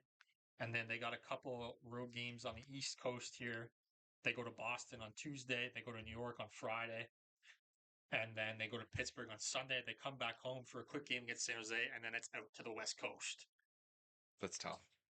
It's a lot of road games. Vegas, and it's Rangers or Islanders? Rangers. I hope they absolutely pump the Rangers. New York, you absolutely suck. So they go out to Vegas, they come back to Colorado, they go to Utah, and then I believe they come back for a homestand for a bit later on in March. But I think I want to get some Utah gear. Not some. We're waiting on the vote. You got to wait for the main vote. So we'll see what happens. Obviously, it was good to get a big lead. Maybe Matthews and Marner get a little bit of a rest after the very emotional week that they had. Intense week. Obviously, Nylander had a little bit of a break because they were done on Monday, so he had. Sorry, Willie. Yeah. Unfortunately for Sweden. Any other notes on the Leafs? There's not really much to talk about. They've only played one game. I'm just looking forward to tonight. We got tonight. Another lock. We got Tuesday. We got Friday. They don't play Saturday next week, but we might have to record a little early next week because afternoon. I am leaving Saturday. Oh yeah, you're going on a trip. We're going on a quick vacation to Florida. So, gross. Maybe Friday night. Florida Gators. Humidity. Maybe a quick Friday night pod. Okay. Yeah. So the NHL is back. We've got a couple segments here. Do we want to do the quiz first before we go to the locksmith? Yeah, let's do the quiz. Let's do the quiz. Because we're getting a little long here. Yeah, we got a little bit. Okay. Question 1. Question 1, ready? Easy level. Where was the first officially recognized NHL All-Star game played? Ooh. You want the year? Do we have a year? We do have a year. Sure. 1934. Oh, wow. Early. So that gives you a little bit of a hint. Yeah. Is it Toronto? It is Toronto. Yeah. Matt, well, can you get the arena? Maple Leaf Gardens. There you go. Yeah. What's the category on this one? Slap shots. Slap shots, whatever that means. Stormy, trademark, is the mascot of which NHL team? Stormy. Yeah. I would imagine there's 2 options here. I tend to agree. Either Carolina or Tampa. Is there any other Storm teams? I don't Colorado? think so. I don't know if that's not really storm though. Okay. I don't think it's Colorado. Okay. Stormy. I'm gonna go Carolina. You are correct. Yeah, I'm gonna go Carolina. Third question. Who is the only player to have their number retired by the Florida Panthers? Interesting.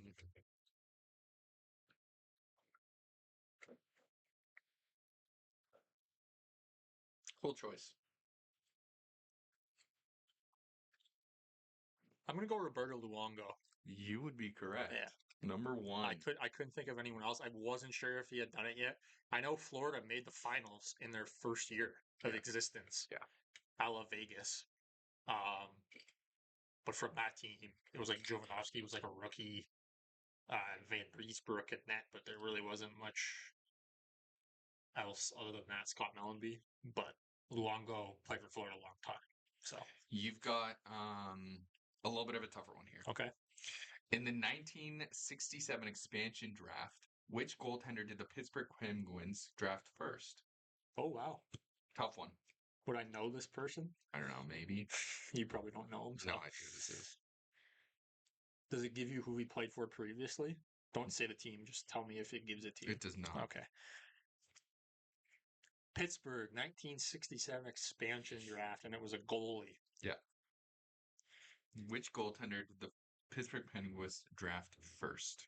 So I don't know if it was like their first selection or it was just like this is the goalie they went. I believe Jacques Plante went to St. Louis, so it's not him. Excuse me. I wonder what the protection stuff was like back then. Like who could you protect? I wonder what that was like. An expansion draft. Only 6 teams, right? If you don't like this question, you're gonna hate the next question. Well, just let me work it out here. Assuming they could only protect one goalie.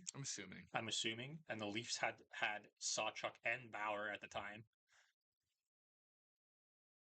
But I don't think it was either one of those guys. I don't remember Bauer ever playing anywhere else. And I would imagine if the Leafs would have kept Sawchuk in that expansion draft because he was younger. Boston, Detroit, New York, and Chicago. I gotta guess. I'll go Glenn Hall. Good guess, but no. No. Do you want options? Give me the options. A. Hank Bassin. B. Les Binkley. C. Joe Daly. Or D. L. Smith. I'll go D. It is not L. Smith. Who is it? It is Joe Daly. Okay, I don't know. Never have gotten that. When you're like, do you know this guy? No, I've never heard of any of these guys. No, didn't know one guy on that list. Okay.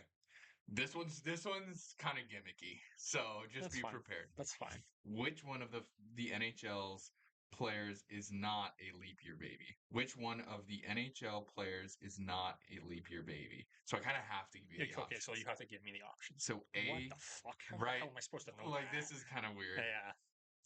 Dan Doust. Daoust. So it is not a leap year baby. Correct. Okay. Simon Gagne. Okay. Peter Mahovlich. Yeah. Pete Mahovlich. Or D. Henry Richard. Yeah, Richard. Yeah. The pocket rocket. Mm-hmm.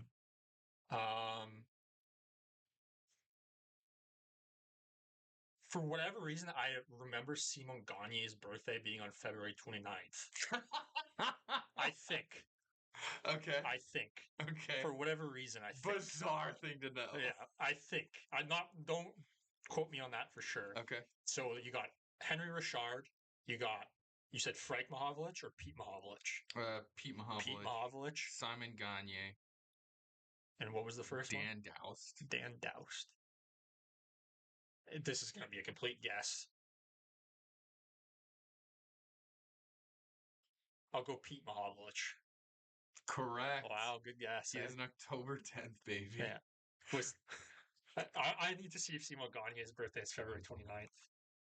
I mean, it would have to be, right? Because based on the question, it's which one was not a leap year baby. So it would have to Oh, be. okay. So they all have to be February 29th. Yeah. Okay. So weird. What a question. Okay.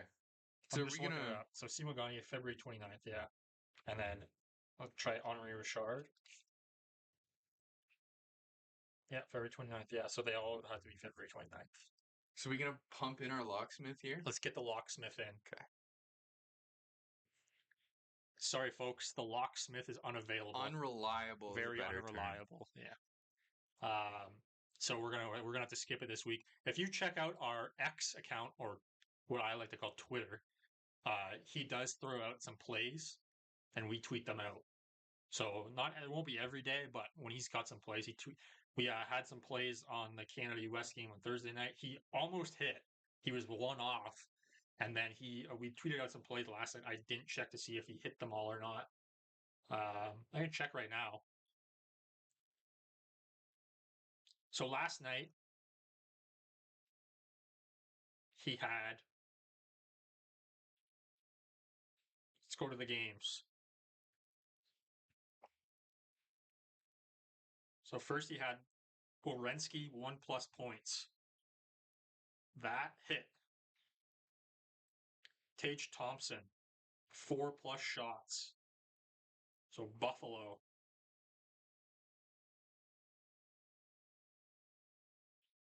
Tage Thompson had 4 shots. That hit. Philip Hedl 2+ shots. So we got to find Vancouver.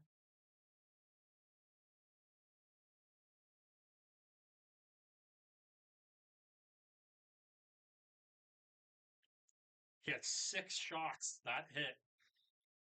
Martin Necas 3+ shots in the Colorado game. Where are you, Martin Necas? That did not hit. He also had Lucas Raymond 1+ points, which hit. He had a goal and assist. And then Draisaitl, anytime goal scorer, I know he scored last night, so that hit as well. So he was 1 away on Thursday and Saturday. So the locksmith has been pretty close. That's been pretty good. You don't have to do the whole parlay. No. Just take a couple of the Just bets some if you ideas. want. Yeah. DraftKings sponsor. Not really, but Please sponsor us. yeah. So he was pretty close. So he's been pretty good so far. He hit last week as well on his Monday parlay for the Canada and Finland game. All right, folks. That's all we got for this week. Oh, Canada. Oh, Canada. And go puck yourself. Yeah. We got some NHL back. Get ready.